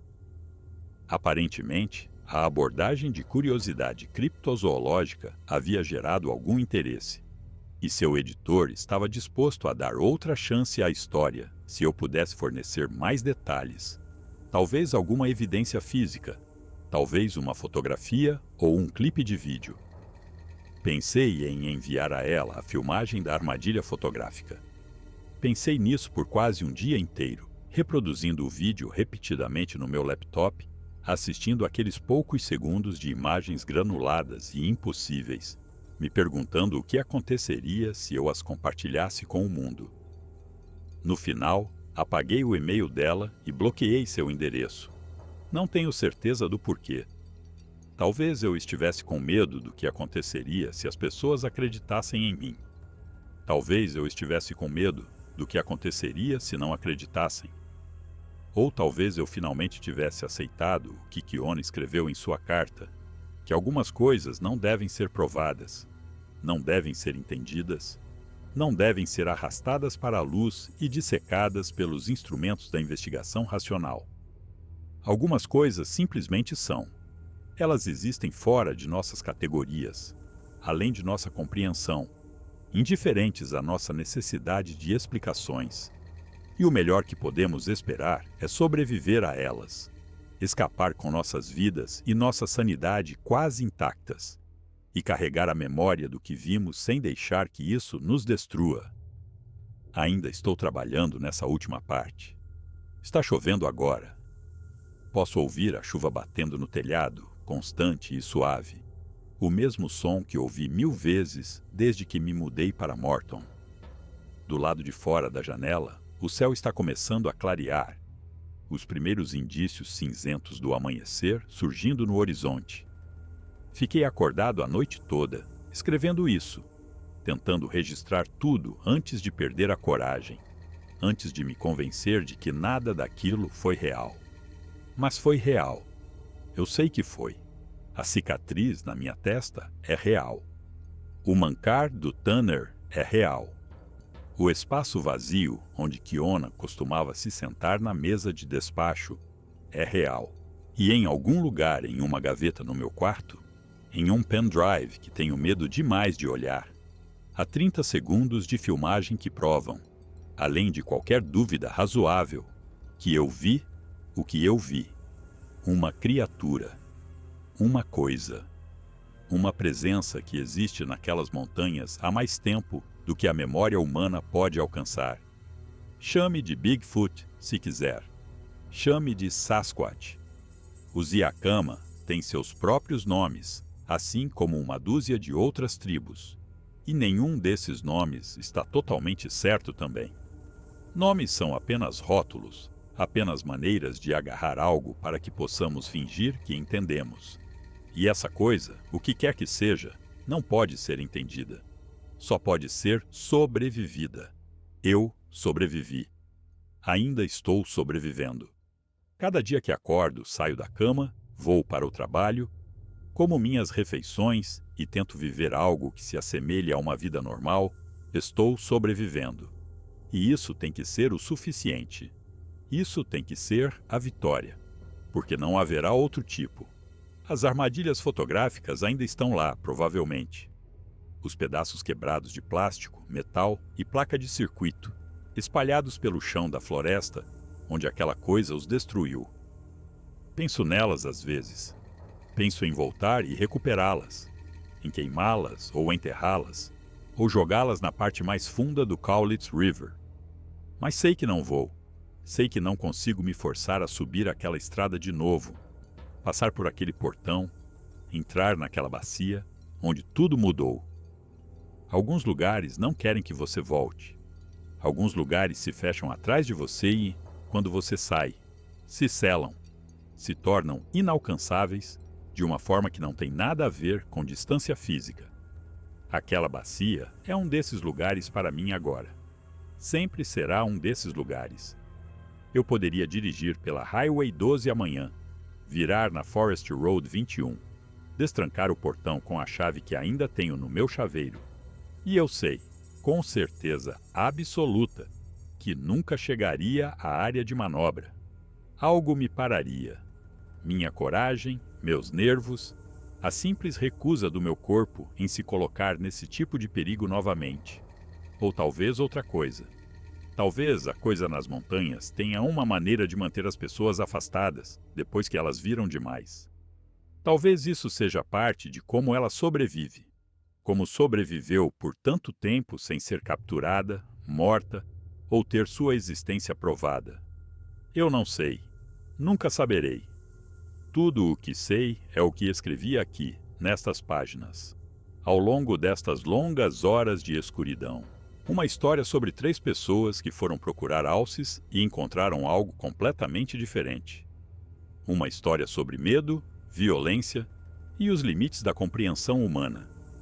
Uma história que estou te contando agora. Quem quer que você seja, onde quer que esteja, porque preciso que alguém saiba.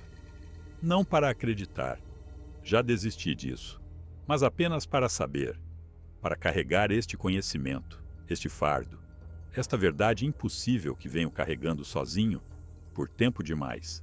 Porque talvez, se pessoas suficientes souberem, se pessoas suficientes ouvirem esta história e a levarem a sério, talvez alguém fique fora daquelas montanhas. Talvez alguém volte quando vir um portão que deveria estar trancado, aberto. Talvez alguém confie em seus instintos quando sentir que está sendo observado, quando o cheiro parecer errado, quando a floresta ficar quieta demais. Talvez alguém sobreviva, por causa do que escrevi aqui. Isso seria o suficiente. Seria mais do que eu mereço. O sol já nasceu completamente. Posso vê-lo pela janela, pálido e aquoso atrás de uma cortina de nuvens cinzentas. Outra manhã de outubro, outro dia à sombra das montanhas. Eu deveria tentar dormir. Deveria largar isso, fechar os olhos e deixar o cansaço finalmente me tomar. Mas continuo pensando em algo que Kiona disse naquela primeira manhã, quando vimos a coisa atrás da pilha de galhos. Quando ela se levantou, se virou para nós e sentimos o peso de sua atenção como uma força física. Ele nos deixou ir, ela disse. Isso significa alguma coisa. Passei quase 2 anos tentando descobrir o que isso significa. Li tudo o que pude encontrar sobre essas criaturas, esses seres, esses fatos impossíveis que o mundo se recusa a reconhecer. Conversei com pessoas que tiveram seus próprios encontros, ouvi suas histórias, Procurei por padrões e explicações que pudessem me ajudar a entender. E a única coisa que consegui, a única conclusão que faz algum sentido, é esta: nós nunca deveríamos ter sobrevivido. Entramos no território de algo, perturbamos a paz de algo, violamos o espaço de algo, e por todas as leis da natureza, deveríamos ter pago por isso com nossas vidas. Mas não pagamos. Nós saímos. Danificados, sim. Mudados, sim. Mas vivos. Por quê? Eu não sei. Talvez não haja motivo. Talvez tenha sido apenas sorte, cega, estúpida e totalmente imerecida. Talvez essa seja a única explicação que o universo oferece às vezes. Ou talvez Kiona estivesse certa. Talvez ele nos tenha deixado ir porque queria que carregássemos o que vimos. Talvez sejamos mensageiros agora, quer queiramos ou não, carregando uma mensagem que a maioria das pessoas nunca ouvirá e ainda menos acreditará. Fique fora das montanhas. Fique longe dos lugares selvagens, dos lugares profundos, dos lugares onde as coisas antigas ainda andam. Eles estavam aqui antes de nós. Estarão aqui depois de nós. E enquanto isso, tudo o que podemos fazer é tentar compartilhar o espaço, tentar respeitar os limites, tentar lembrar que não somos a única vida inteligente neste planeta. Não importa o quanto gostemos de acreditar que somos. Existem outras coisas lá fora. Coisas que nos observam desde antes de termos nomes. Coisas que poderiam nos esmagar como insetos se quisessem. Mas elas não querem. Não na maioria das vezes. Não se formos cuidadosos. Não se formos espertos. Não se tivermos sorte. Eu tive sorte. Tenho que continuar me lembrando disso. Eu tive sorte. Tanner teve sorte. Kiona teve sorte. E todos nós voltamos para casa. E isso é mais do que muitas pessoas podem dizer. Tem que ser o suficiente. Tem que ser. Vou fechar este arquivo agora. Vou salvá-lo em algum lugar seguro, onde possa encontrá-lo novamente se precisar. E então vou tentar viver o resto da minha vida. O que quer que isso signifique. Pelo tempo que durar. Se você está lendo isto, se chegou até aqui, quero te agradecer. Não por acreditar em mim, porque sei que provavelmente não acredita, mas por ouvir, por dar às minhas palavras sua atenção, seu tempo, sua presença por estes poucos minutos. Isso significa mais do que você imagina. Fique seguro por aí. Confie em seus instintos. E se algum dia você se encontrar em uma área remota, nas montanhas, nos lugares onde as árvores crescem densas, as trilhas desaparecem e o silêncio se torna algo que você pode sentir, preste atenção. Observe as sombras. Ouça a floresta. E se algo no fundo do seu estômago te disser para ir embora, para voltar, para correr, então faça. Não hesite. Não racionalize. Não se diga que é apenas sua imaginação. Apenas vá. Porque existem coisas neste mundo que não deveriam existir, mas existem. Coisas que caminham entre os mundos, como a avó de Kiona costumava dizer. Coisas que são mais antigas que as montanhas e que sobreviverão a todos nós. E algumas delas estão te observando agora mesmo. A entrevistadora da Northwest Outdoors Weekly parecia compreensiva no começo, concordando com a cabeça enquanto eu descrevia